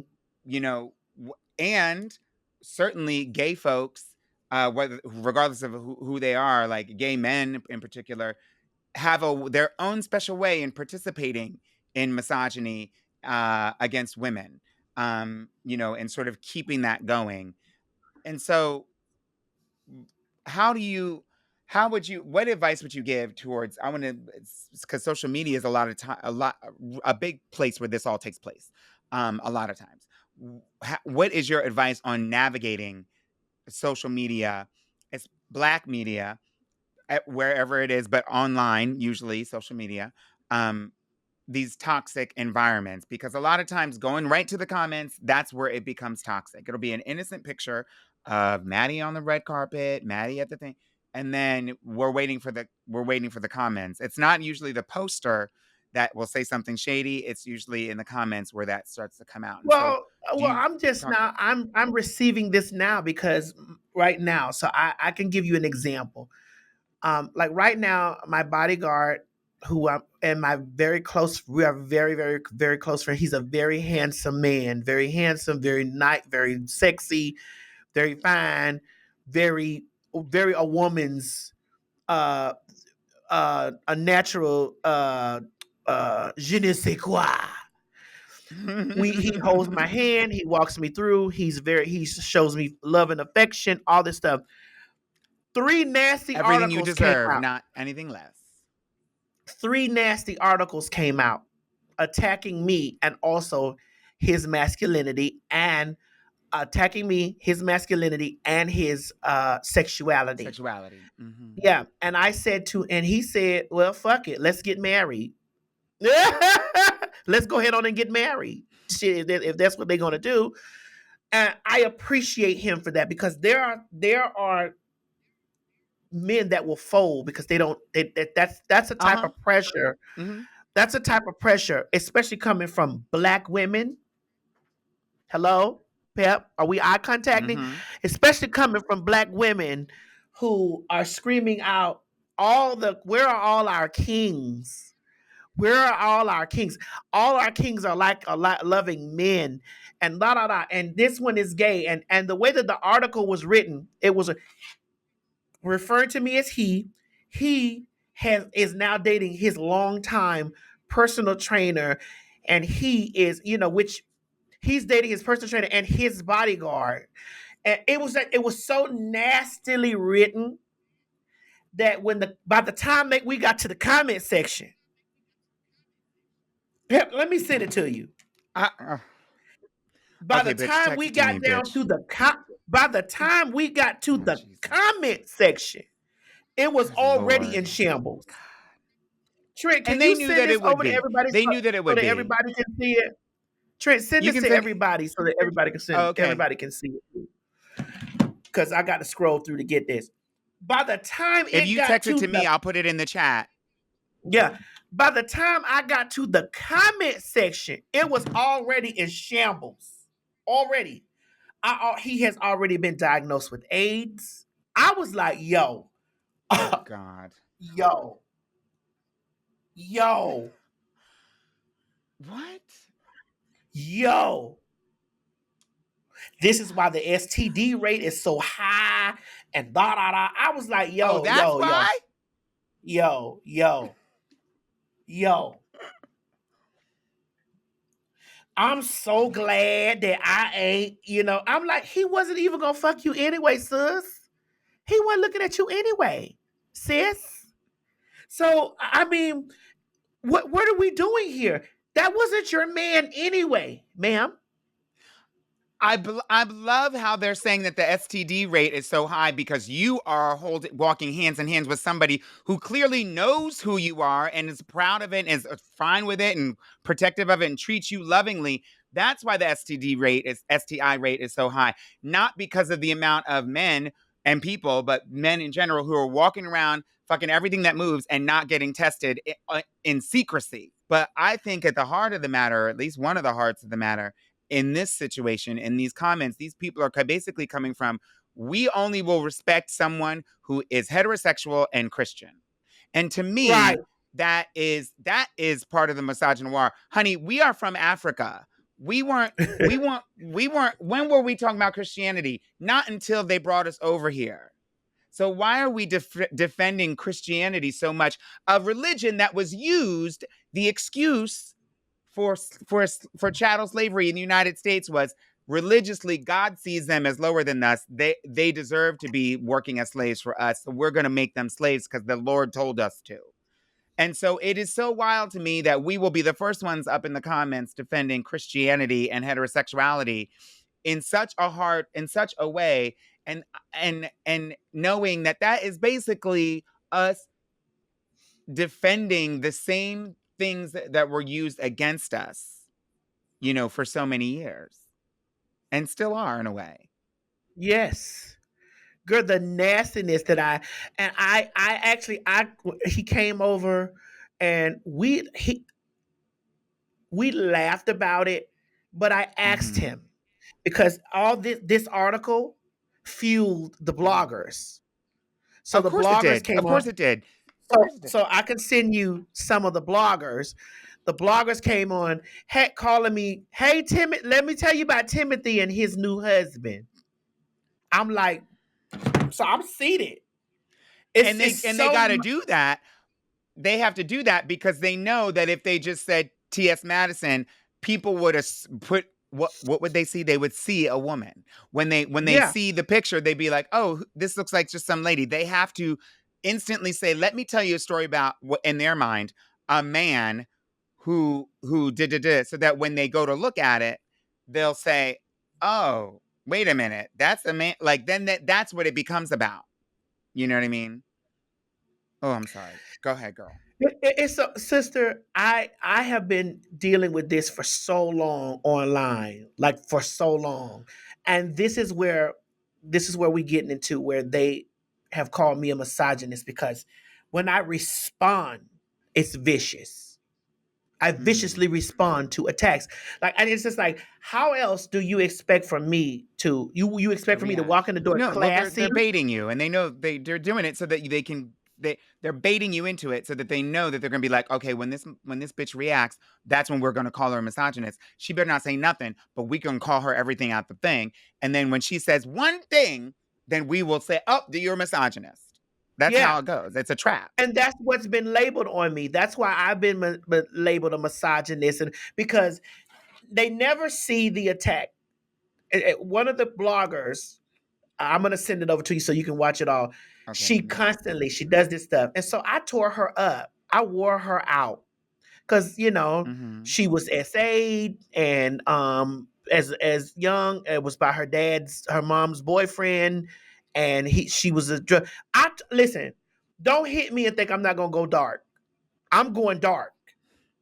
You got this man's picture all up here. You calling this man a homosexual. You calling him fags. You're doing all this stuff. Like you're really here talking about he has a kid. Like you're doing this stuff because what your end goal is, when we look at it, your end goal is for me to be hurt. Because because of all the stories out there, how fragile men's masculinity is and how easy it is for a woman to lean those types of things on them for them to react. And then they end up hurting one of us, killing one of us, and that's what ends up happening is these guys who end up killing the trans folks, the girls if it's a sex worker or a romantic partner that they're with, they end up killing us. They don't end up killing us because they found out and they got tricked. Like you said, they already knew. They have a way of knowing. They already knew. The girl probably told them. And honey, or they speak that out. They speak it out. They end up hurting us because they would rather kill us than have anybody else that's up in them comments know what they did. They would rather kill us than have anybody find out. And that's where it is. And so it's interesting that they sit by and watch men react a certain type of way when any black man, any man is accused of being gay. When you call a man gay, you know he's going to come up swinging. You know he's going to get violent. You know he's going to react all crazy and come out. So it's really interesting that they would expect anybody, like, and women do the same thing in defense of a man that's called a man that they believe to be straight, called gay. They also, oh, how dare you have that? Don't let your son wear pink because people are going to call him gay, and then they get all upset. Like, don't, you know, they defend the black heterosexuality to the death. And so it's interesting to me that they would expect you and him, your bodyguard, not to have a reaction when they do the same thing to him. Yes. And then when I respond, because I've responded to a few of them, you know, it's been, because my question, and here's where they say that I walk the line of misogyny, because I always pose this question to them. Maybe you can help me. Maybe and everybody that's listening, Hit me. I want you to tell me, does this sound misogynist? Ma'am, you have a real pussy. Real. You have a real pussy. You have a real uterus. You have real titties. You have real ovaries. You are a real woman from birth. Why on God's green earth are you antagonizing a homosexual, a man in a wig, a faggot, a tranny? Why are you sitting on your place doing this when you got all this good pussy? You a real woman. Because so why do you think it is? Tell us. Go.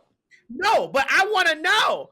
But then I've been called misogynistic because I say this, or I don't like black women because I say shit like, bitch, you got a pussy. So what the fuck? You got a whole pussy over here. I don't. And I never act like I do. That's the piece. That's what I'm saying. Because folks spend more time fighting about who has a pussy, who doesn't, and who's trying to trick the innocent man, rather than looking at the behavior of the man that's going around tricking on everybody anyway. And so, like, what are we defending? Why?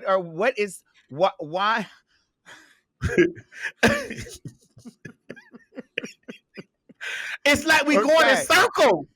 Yeah. It's like we're in circles. This is what it feels like, that we in fucking circles.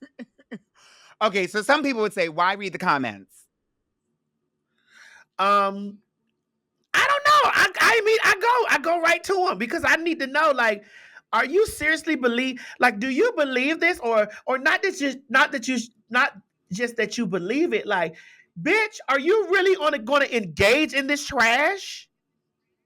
Like, and tell me how you really feel. Like, you really feel this way? Like, oh God, you're going to hell. Oh, what's going on with all the good black men?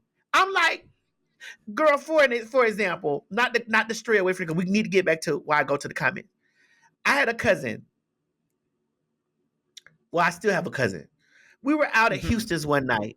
And so I'm thinking back on it because I'm looking at them, I'm thinking back.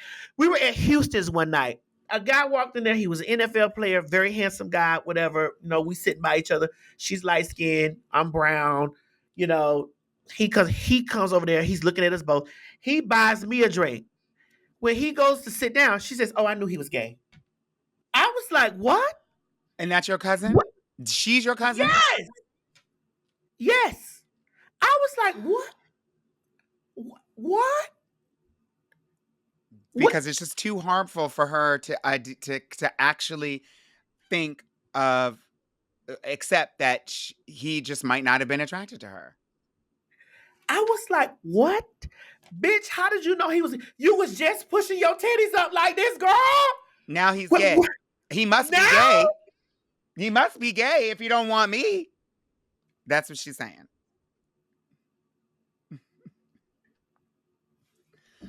Girl. And when we talk about these experiences as trans women, when we sit around and we collectively talk about these experiences as trans women, and we try to hold those women accountable for the things, now we don't like women and we're misogynists. And I'm like, no, I need to hold you accountable, ma'am, because this man didn't see what you know. He didn't see what you know. He didn't see what you know. That's the t-shirt. They don't see what you know. He didn't see that. I'm fully clothed. You're fully clothed. Bitch, this is a man. He sees two women here. If a woman, that's the thing, like, and I try to be charitable. Like, if, let's say, I don't wish any of this on anybody, but there are some women who have survived different types of cancer, uterine cancer, breast cancer, and hopefully they're able to get treatment. Sometimes that involves a surgery. Sometimes they have to have a mastectomy or a hysterectomy and have something removed, right? I say that those women are still a woman. They are still a woman. And when they walk down the street, people see a woman. And so if somebody comes to them, they're not coming to them because they know they have a uterus. They're not coming to them because they know what, when somebody has a mastectomy and has to have and decides to have a breast tissue removed, a lot of women will continue to put in get a breast implant or put a prosthetic in or something that allows them to still present like they have two breasts on top, right? And so the stranger who's judging them, and when they see them, if you come into a restaurant and they're like, "Hello, ladies," they don't know that woman has had cancer in the past and had to have a breast removed or had to have her uterus removed. They have no idea what's going on. And so the fact that a woman has a uterus and ovaries is not why they're treated the way that they're treated out on the street. And by the same regard, especially trans folks who present in a certain way and have invested time into surgeries or looking a certain way and are lovely as you are, when a guy walks up to them, he sees two beautiful ladies. He doesn't know your history. He doesn't know, unless you are famous, so he may know who you are. But if he doesn't know who you are, then he sees a gorgeous woman. And there's lots of women. I'm one of those ladies that I'm super tall and like my voice definitely clocks me. But like, maybe if I'm far away, they might, whatever. But I don't really know. You're fish though. Oh my God. Oh shit. Wait a minute. Hold on. We're gonna edit it. We're gonna beat that. Okay. Oh Lord. Don't have people go to the. Oh my God. Oh God. Okay, we'll get through it. My point is, but you're a woman though. Like, and you look like a woman. And listen, you're female presenting. You're the cut. You can see the cut. So it's just like and when I talk about these things, and sometimes I have a because my platform is so big and so many women follow me, and it's so big, and because of that, it's like I'm sometimes I get to a place and I'm like, Master, I can't police everything I say. I have to talk about it how it is. And sometimes it may come and out that's and what I'm people like, love bro, you for.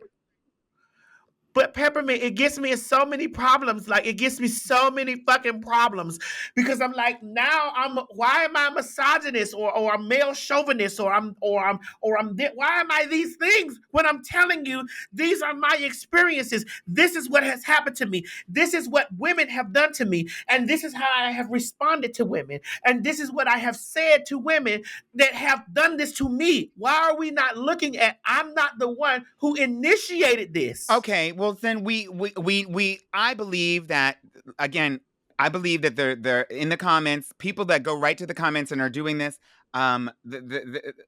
Okay, the article, Miss Rose Marie or whatever her name was, the blogger who put that out and was misgendering you from the jump. I think that they were doing that because they knew that it was going to divide this Black audience into two camps. One that respects you and one that doesn't, and let's let them fight in the comments. And so we know that that's literally people dividing.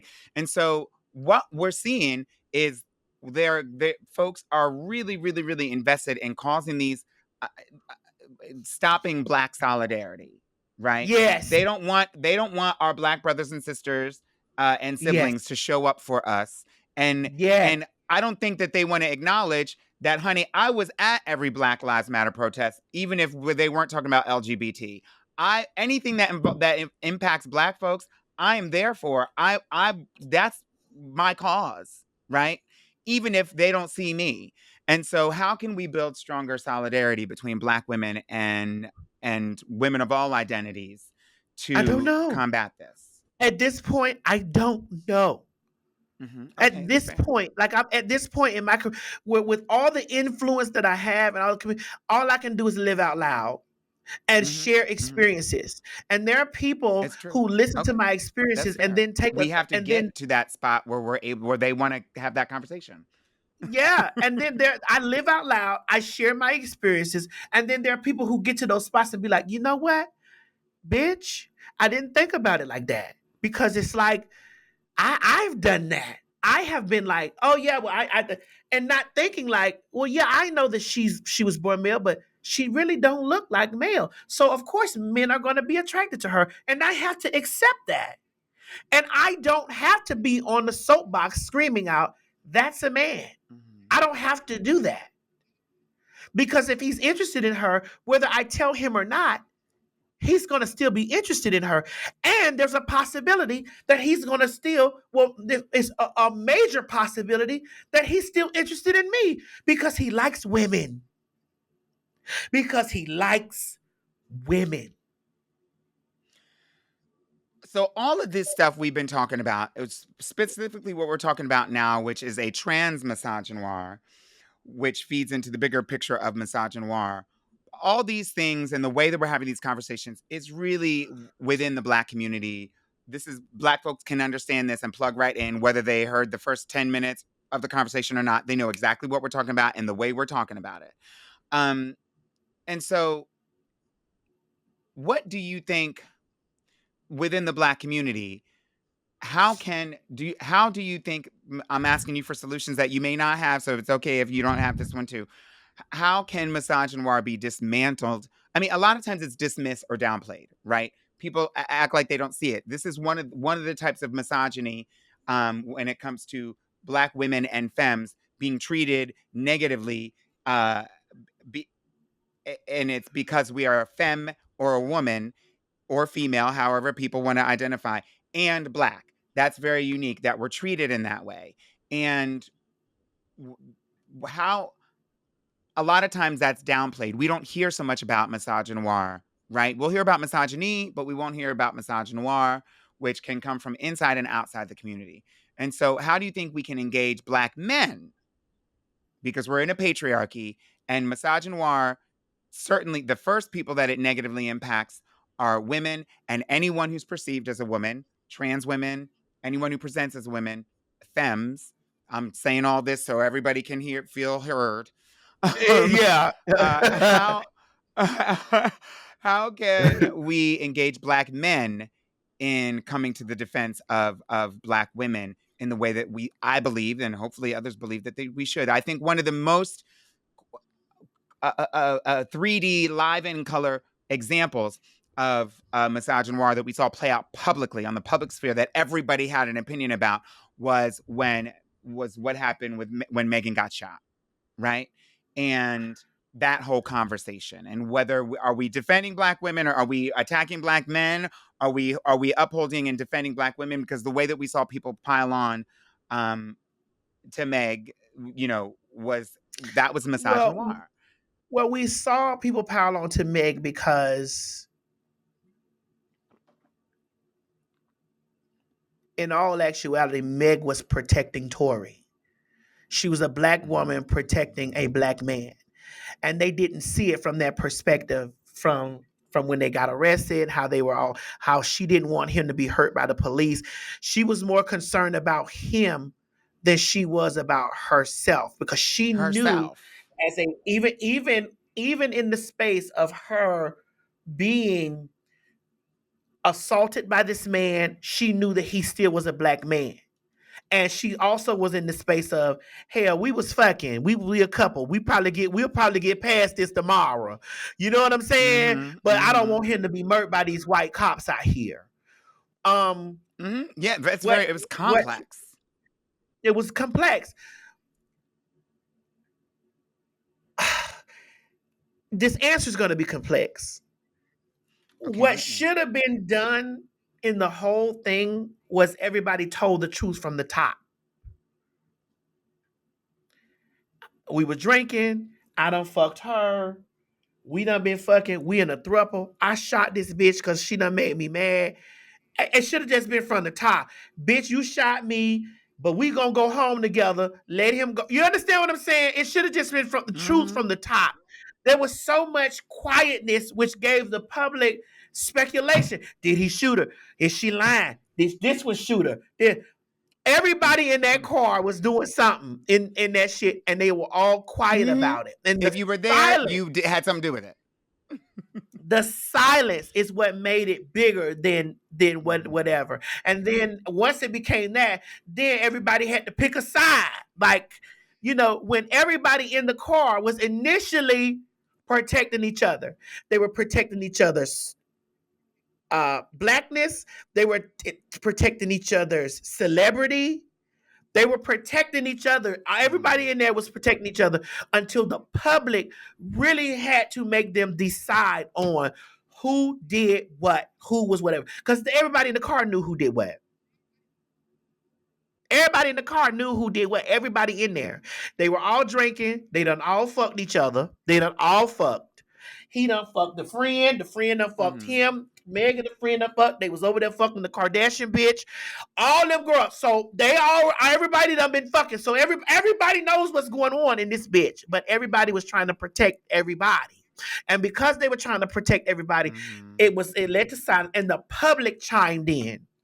Once the public chimed in, it got very nasty. Because I believe that she could have been shot.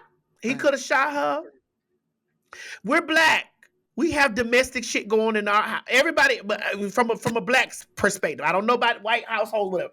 I know that my granddaddy and my grandma done got into it. My grandma done shot at my grandfather. There's holes on our old house to show where she done shot at that motherfucking man in our old house where we grew up in. She done shot at him. The police pull up there, bitch. We gonna work it out. But because of their celebrity, we fine. Because of their celebrity, they couldn't work it out. There was a shooting. There's stars. There's the police. They fucking somebody on alcohol and coke. A lot of shit went on. So all of them involved.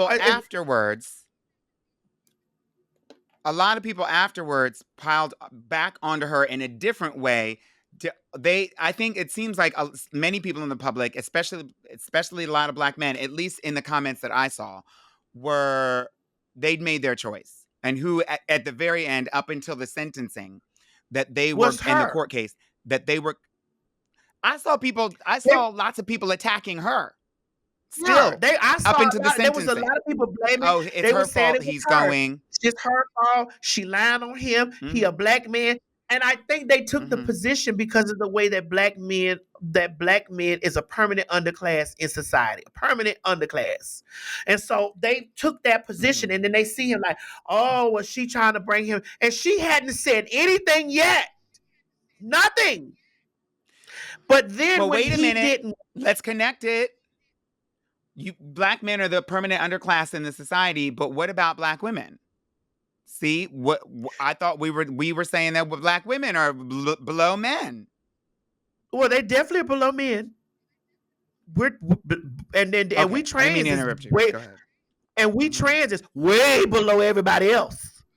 We ain't got no reach. We so low, we ain't got no motherfucking reach at all.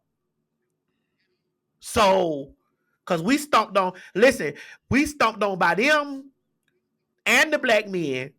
Then the black men turn around and stomp on from them. every side. Yes. If we keeping it black. And then they want to get up mad at us. Yeah. Okay. Let me ask you a question. When you want to get away from the comments, what are some of the things you like to do when you are not ready to swing up in the comments? When you want to stay grounded and just... I don't never get away from the comments, Pep. I'm always there. Because I want to know which one of these bitches is following me and over there liking my shit, but you phony bitch. I need to know. I don't never get out of the comments. And sometimes when I swing, just like when I swung on those people, when I swing on them for saying some shit about me, I let back and let them argue about it. Because once I done swung on you, bitch, I don't give a fuck whose side you on. I don't care whose side you on. When I light those hoes, and you done saying, Pep, you done watch me, you done seen me lighting them hoes up for weeks. Lighting them up on their ass, on my carpet, like do. So I feel like a dungeon dragon, like a dungeon dragon. I'm on my carpet all night, dropping bombs. Woo, woo, woo, woo. What you said, bitch? Your mama, you fat, nasty, slovenly bitch. Your ugly ass kids, hoe. I'm on your ass, and I'm on your ass because you put me there. I would never be there if you wouldn't have put me there. And after I done did that and I done got it all out of my system, I lay back, I sit back and watch my numbers go up or go down, either way it go. And I watch me be a part of public conversation, back and forth, back and forth, back and forth. But I'm gonna look at the comments because I need to know who young black trans women. Stand your ground, bitch. Let me look in your eyes. Stand your fucking ground. Stand your ground. Mm-hmm. Don't let you ain't nobody's pussy except for how you look, bitch. Pussy in the face. Bitch, but you ain't nobody's pussy. Cause ain't nobody gonna run the TS in the motherfucking ground. And the problem is I'm in mainstream so hard that they really be like, why is this bitch not canceled? I'm not canceled because I lease myself to those people. I can come back and sit at my motherfucking desk any day and still be that bitch because God gave me my position, not man.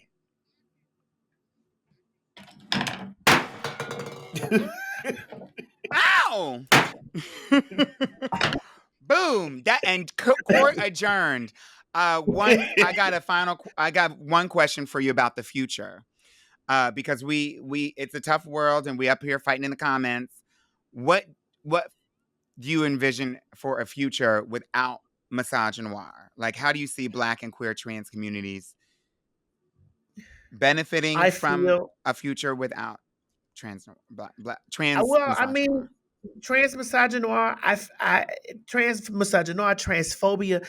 I personally feel that if we allow people to truly walk in their individuality and allow everyone to be exactly what they are, we ain't gonna have those problems.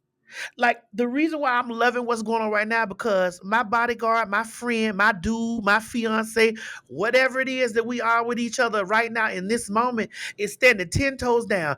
He is a heterosexual identified man. He loves him some good pussy if it's gave to him, bitch, and he loves his transsexual, transgender friend. And can't nobody come in there and shake that. We need some unmovable and solid individuals that's walking in this place so that nobody can, no words, no comments, no blog posts, no motherfucking threads can shake their solidarity and who they are. Stand in solidarity with who you are. That's what we need. Too many people is wishy-washy in their identity. Oh, no, I don't want to do that. Oh, God, what they saying?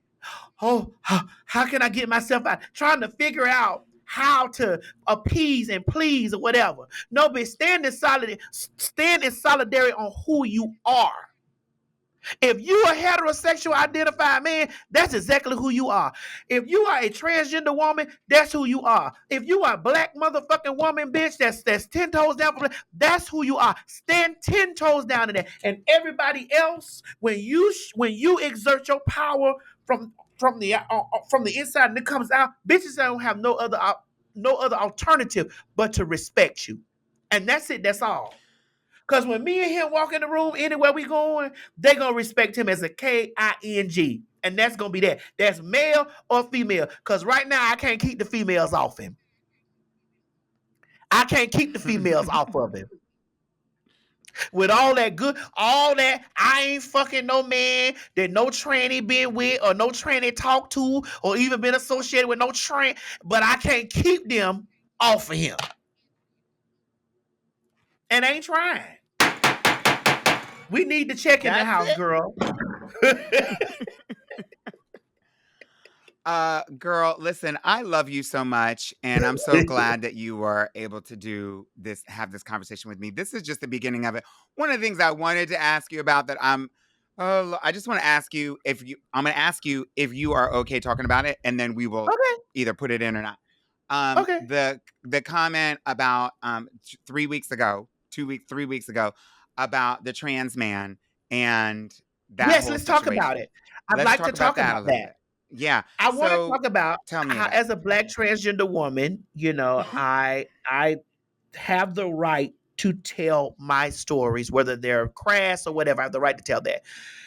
I was involved in a situation where I dated a trans man by accident. I didn't know that he was a trans man. And I stand in I respect his identity as a trans. I did not know.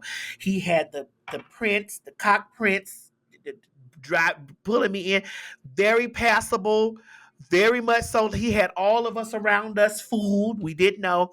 And my comment was, after I found out, I had already been in this situation where my feelings, my heart, my stuff was in this. I was in this. Had my fiance jealous. He was jealous over there, like, damn, his nana took my friend away from me. We in this. And then it's revealed that you were born female. So now I'm in a space like, oh shit, I've never done this before. But because I'm so in this, I'm willing to move forward. Now, in moving forward, we've got all the mental, the spiritual. How we gonna set the physical together? Because I've never been I've never had any female anatomy on my genitalia. I've never had that before. So how are we gonna navigate through this? He told me he does not want to see my penis. He doesn't want me to talk about my penis. It's not ladylike for me to speak in any direction of my genitalia.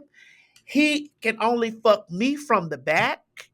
I need to be face down, ass up, so he can fuck me from the back with his scrap.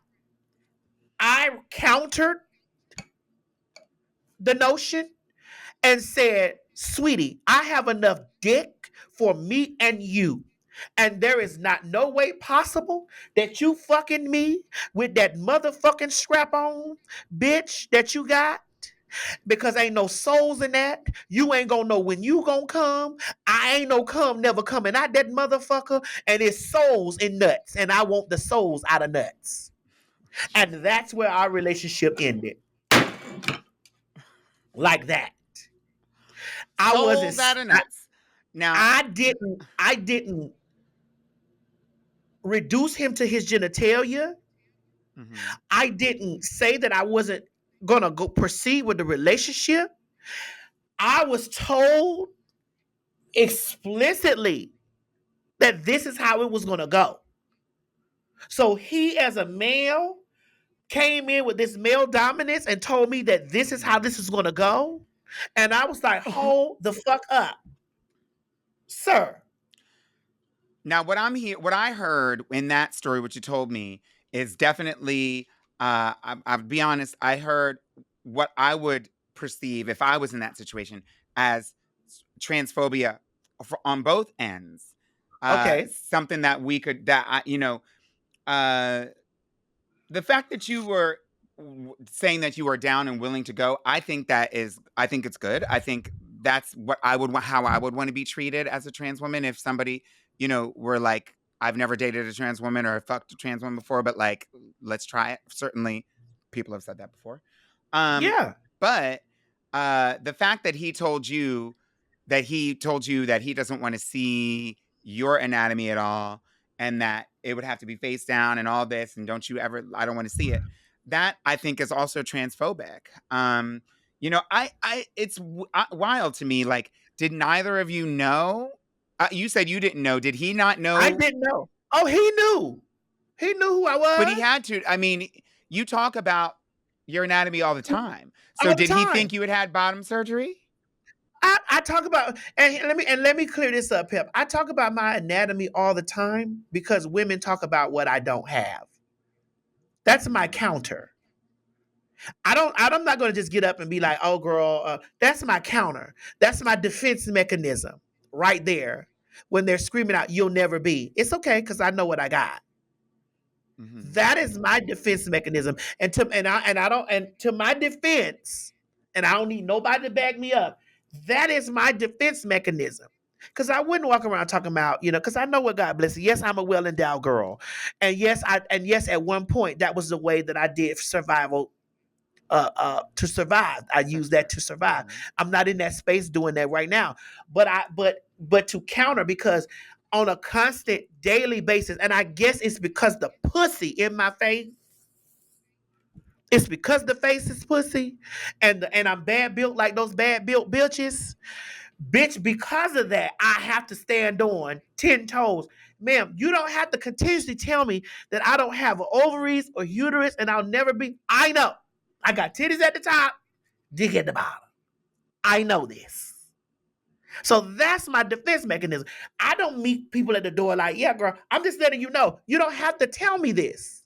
You got to tell me. It's not like you breaking some code of science in my head, because lots of times, sister, that's what they're thinking that they're doing. That they're breaking some kind of code, like, oh, this bitch is delusional and doesn't know. So let me try to pierce that skull. But the You'll never funny be. thing is they don't know. They if somebody said, we're gonna take your house from you unless you can prove to us, like, if you will you put everything money you've ever earned on what TS Madison has in her pants. The only way they would know that is based on something that you've put out. Not because they've been that you've said, Yeah. not because they are that they are seeing it with their own eyes right now. And Yeah. so they actually don't really know, which is the thing that's really interesting, that they're trying to inform you. But one of the things that I think is, and what I've said to the heterosexual cis men who I've either dated or I've talked about with my girlfriends who are also trans, and talking about the men, is that, like, and I've also heard some men say this, is that they are attracted to me, and the last thing that they're attracted to me about, the thing that's the least attractive, or thing that they're attracted to the least is my genitalia. The It's thing the that they're most genitalia. attracted to is my vibe, how I move, how I look, how I act, how I treat them, how they treat me. And that is the sort of the womanhood, or the womanness, the femininity, all those things that I think are wrapped up in who I am as a woman. And so I know, from personally speaking, that I've met men who, honey, I've said to my honey, if he's trans, I don't care. Like, he is so fine. I don't care what's going on. It will work. And so, there's no space in your mind for that? Like, have you ever met a man that was so fine that you're like, I don't care what it's going to go. If we have to rub elbows, that's what it's going to be, and that's going to be some good elbow rubbing. I can honestly say, once it gets, that was a one-time situation for me, because I'm a cockhound. I like big dicks, and I like big dicks, and I like balls, and I cannot lie. You other brothers and I camping. can't lie. You know what I'm saying? And that's no shade. And I find there are some handsome, fine ass trans men that I'm like, God damn. I'm right now that I salivate over, looking at like shit.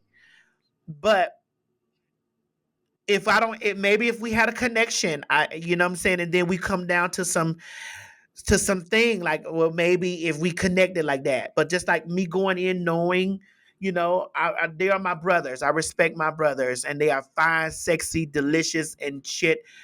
But this is what I like. You know what I'm saying? Even men that have small penises. I was just about to ask. Okay.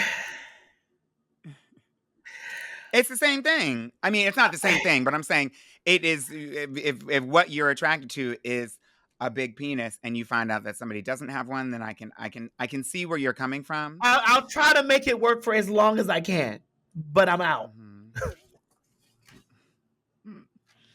On that note, I want to say thank you so much for coming out and talking to us on Town Hall, the Black Queer Podcast. You are such an integral part of the Black queer community. You say some things that are sometimes a little messy, sometimes a little lovely, sometimes, but it's always with heart, and that's what we are. That's what I'm attracted to, and I think that's what draws everybody else to you. And I'm Thank so you, grateful for sister. you because you speak words. Uh, uh, you speak a type of truth to power in a way that I can't always do, in a way that other people can't always do. And you can access spaces that maybe I would never be invited into. And I'm really grateful. And so I see that we are, like you had mentioned earlier, like we are both trans women and have different experiences. And sometimes there are differences in the way that we, different girls do different things.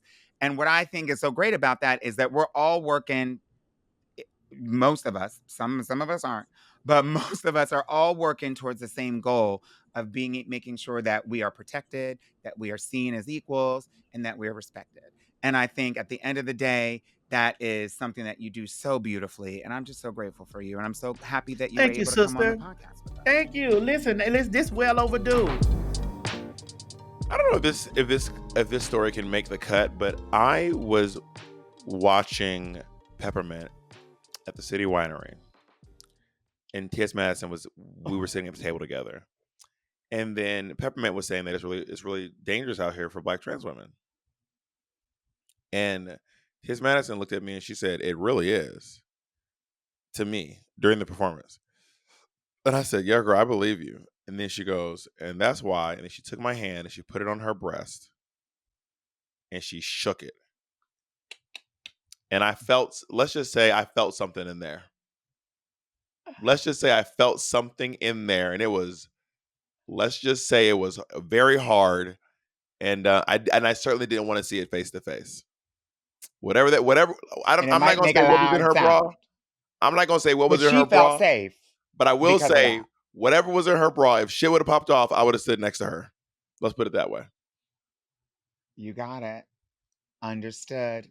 Loud and So to clear. all of y'all think about running up on TS Madison, Watch yourself. if she goes to adjust her bra strap, baby, she ain't fixing the fucking the girls. She might be fixing some of y'all girls. Gosh, I'm really glad that we were able to do this episode about misogynoir because it is a conversation that I don't think that we have as deeply and as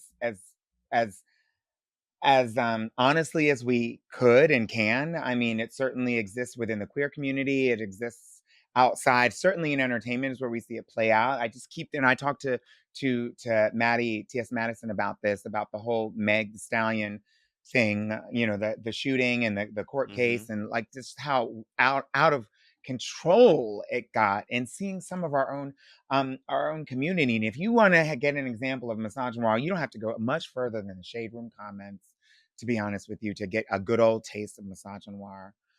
I mean, Oddly go enough. watch The Breakfast Club and watch how they treat Black women on that show.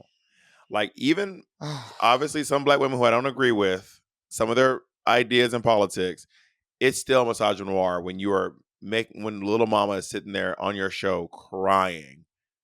And yes, Little Mama is problematic. She's been very transphobic to Laomi on America's Best Dance Crew, and she also thought about launching a straight pride month. But that being said, it was still a lot of misogynoirs watching them berate this crying Black woman. Gosh. Yeah. And we all have opportunities to participate in it, so I guess it's up to us to look for something more elevated. Special thanks. To quote one Black man, I'll just say, I'm starting with the man in the mirror, and I'm asking him to change his ways. And no message could have been any clearer. Because if you want to make the world a better place, take a look at yourself and then make a change. I did do just that, but it is so ironic that you're quoting Michael Jackson on the episode about misogyny to Black women. The let me shut up. Does Michael Jackson have a history of misogyny to black women that I didn't know about? No, not at all. I just think that. What was the quote when you were like, "We got to look at ourselves"? I mean, I couldn't think of another quote that was more befitting than "I'm starting with the man in the mirror." This is me doing my part as a person who is around black women. That's what I'm doing my part. You know, I will say this too. Something that's important. If you are a man, if you call out other men, it will be more impactful to them than if a woman calls them out. There is this trend on TikTok right now where white people are calling out white people. And oh my God, white people are listening. They are listening. The white people are listening. Because it's coming from a white face. You see what I'm saying? So that's why I say I'm starting with the man in the mirror. You know?